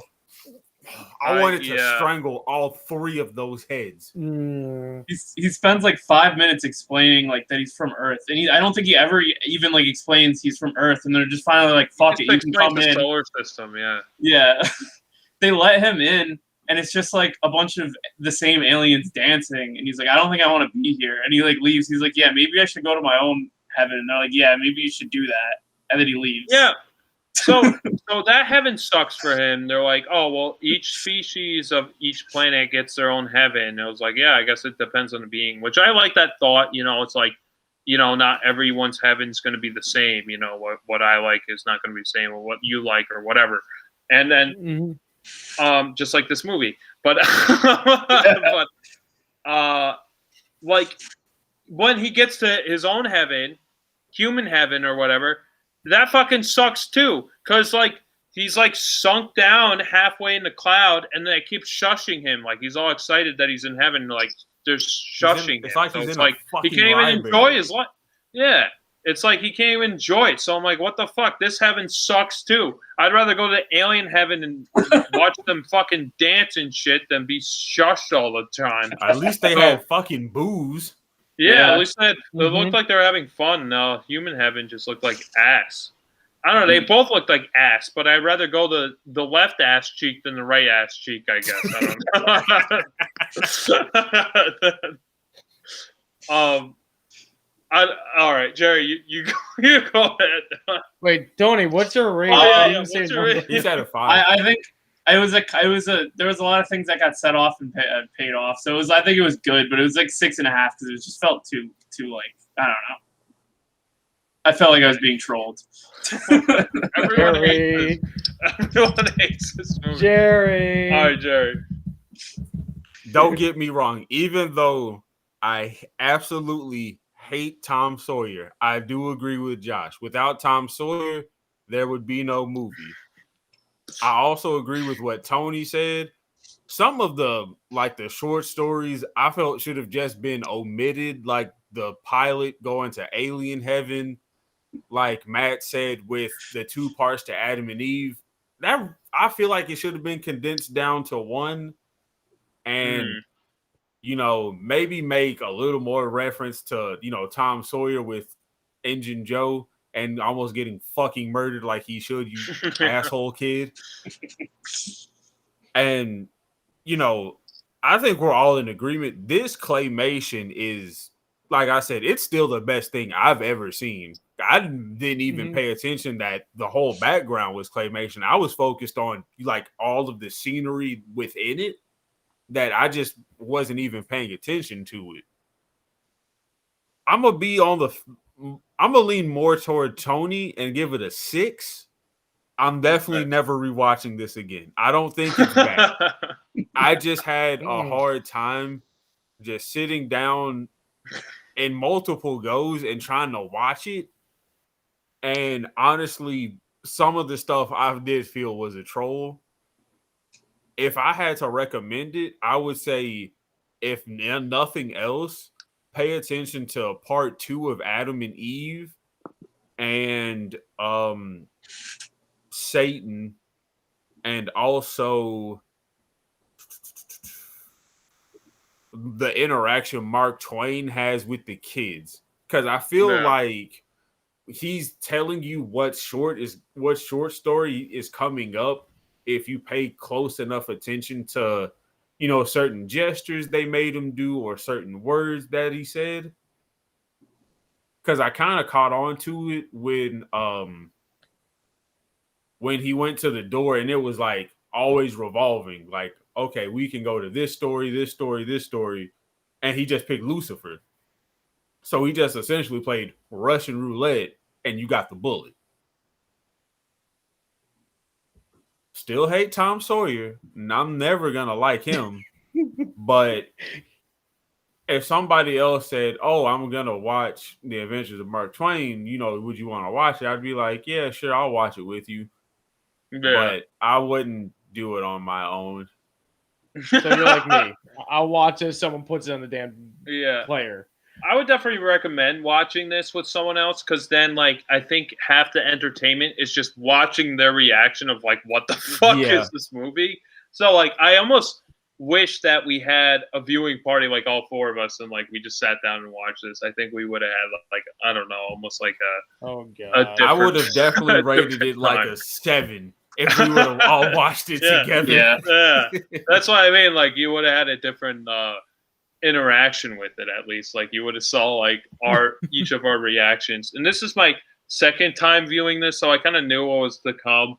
I think I like it more than everyone here, just for the art aspect in general. And I the slow pace for me, I don't know, it kind of sets the tone of what Mark Twain's stories are kind of about. They're not really fast paced, so I feel like the tone of kind of it's slower kind of fit. And I liked it, even what Jerry was saying, all the aspects with each frame and each shot, even the props, or per se, all those were moving in the background. Everything was moving. And I was looking at when they had the whole table of Adam and Eve's kids. I was trying to look for one kid who wasn't moving. I was like, okay, they're going to skimp somewhere. Which kid isn't moving? But they're all moving. All of them. There's fucking 12 of them. And they're all at this table and this camera's panning out. And, they're all moving. And it didn't really make any sense that it was almost like a 1950s family, a nuclear family, when it's the first family ever. I guess it was supposed to be, I don't know, who the hell knows why it was nuclear family. I guess it was their interpretation of what the perfect family would be was the 1950s, because that's probably what Will Vinton grew up with, whatever. And it wasn't really set in that kind of time. It was set in a proto time where it's more modern, and not really set back in, whatever, BC. I don't know. I like the short stories. I think I have to agree with Jerry. The aspects to really pay attention to is just the interaction with Mark Twain and the kids. And it's I like how it's telling his philosophies. And I feel if Mark Twain was alive to watch this, I think he would really enjoy. He's oh yeah, this is good. I would really be curious to how he would react to this, which is not going to happen, how he would feel about this movie in general. But yeah, the interactions with the kids, the second part of Adam and Eve, and the Satan thing is just going to grasp you in general, just because how fucking off the cuff it is. And then, I got to agree with Matt with the little frog short story. I think those are my favorite aspects of it. And I just like how Mark Twain is kind of interacting with his own creations, like with Tom Sawyer and Huck Finn and Becky Thatcher, and they're all just like aboard his ship. And then he's like, he knows that like he created them, but they don't really know that. And like it's like an interesting interaction that they have, because like you could kind of see the undertones of like how he's talking to them, that he knows that like he birthed these creations and how they're, especially at the end, like he's basically saying they'll live on forever and ever. And then he's even saying like, as long as people read them. And he's saying like a classic is something that people are to tell you to read, but no one wants to read it. And I kind of like how like he says that, like even like, you know, his books are considered classics and people don't want to read them now because like they're not modern or whatever excuse. But I don't know. I enjoyed it a lot. I would probably give it like a 7 or an 8. It's a lot higher than everyone else's rating, but I don't know. That's all I have to say. I would also like to change my rating because you just made me remember it. I'm giving it a 7 just because Mark Twain came up with a quote I really like: "Heaven for the climate, hell for the company." Because all the fun people go to hell for sinning. So I'm bumping it from a 6 to a 7. All right, yeah, that's fair. Okay, so I don't feel so bad rating as high as I did. But I would watch this again by myself. I would enjoy watching it more with someone else, but like I would probably pick it on if I was like in that mood, or if I just want something in the background while I'm doing something. Like I feel like if this was playing while I'm like painting or drawing or something, it would be like kind of inspirational, like looking at all these visuals. Oh yes, without a doubt. The aliens were pretty fucking annoying, but I think they're annoying in just the right way, where I hated them, but I think they wanted me to hate them. And I remember watching a lot of Will Vinton stuff, and then I would have dreams like I'm in the fucking this claymation world, and it was like so fucking bonkers. I'm like, oh my god, I gotta stop watching this stuff because I'm I'm teleported in here. I gotta stop watching it. But yeah, that's my final offer, final rating. Yeah, I have a Will Vinton watch, because if this, like I said before, I watched the Rip Van Winkle thing and I kind of hated it because it was like so different, derived from the source material. So this one seemed a little more authentic. So that's what I liked a lot more about it. I was like, oh, the art animation is great of the Rip Van Winkle thing, but it wasn't really true to the source material. So I don't know. I'd be curious to what you guys think of that, but you guys probably don't know the source material, so I don't know. That one's just like, that one seems like it has less of a point than this one. I'll tell you that. Okay. Maybe next time. I don't know. I don't really want to watch it again. It kind of sucks. We gotta read the book, then we have to watch it. Yeah. So, okay. Read the children's book. It's not really a children's book, but whatever. It's like I would say like a tall tale, like of the Catskill region of New York State, like Sleepy Hollow. So it's like on the realm of that. So if you're ever in the Catskills, I feel like you have to know the story of Rip Van Winkle. But so anyway, I guess before we go into like future recommendations, I want to say we are going to have a guest for next episode. So we're going to do before, I think it's Jerry's choice, right? Is it Yes. Jerry's choice? So Jerry, that's my pick. Your pick will be the episode after next episode, because we're going to have a special guest for next episode. Yes. I think I told you that. So for next episode, we're doing Superman Smashes the Klan, and what was the other thing? The World's Finest radio show, wasn't it? Yeah. So that's that. Well, that's the Superman Smashes the Klan and the radio show. That'll be one thing, and then the World's Finest, the Batman, Superman animated series, short movie that we'll get into. So we're gonna have the guest star is going to be the co-host of the Saturday Morning Superman show. So we're gonna, it'll be a fun time to have him on again. So that'll be interesting. I'm kind of looking forward to that. And I don't know if you guys have any last final thoughts or things before we close the episode.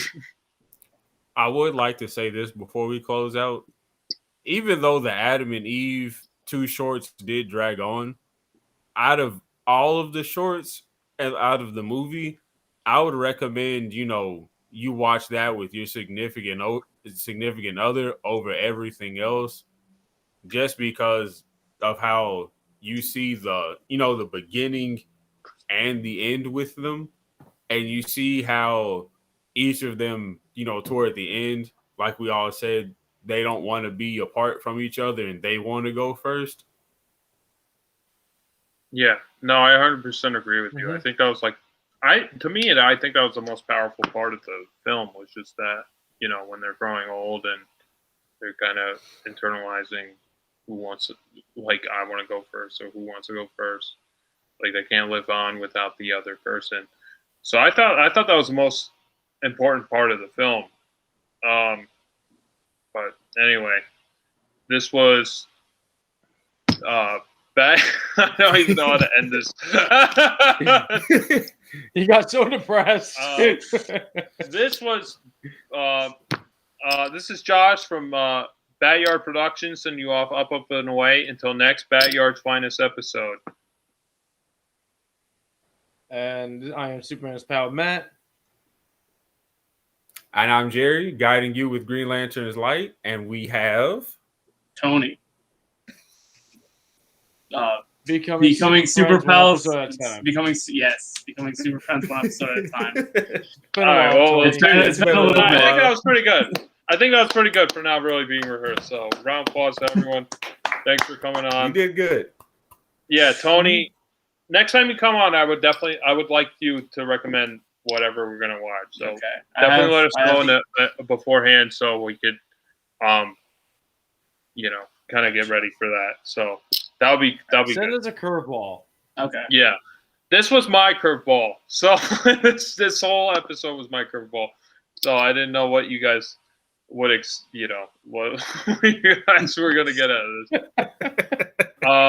So yeah, Jerry, next you'll have next recommendation after next episode, and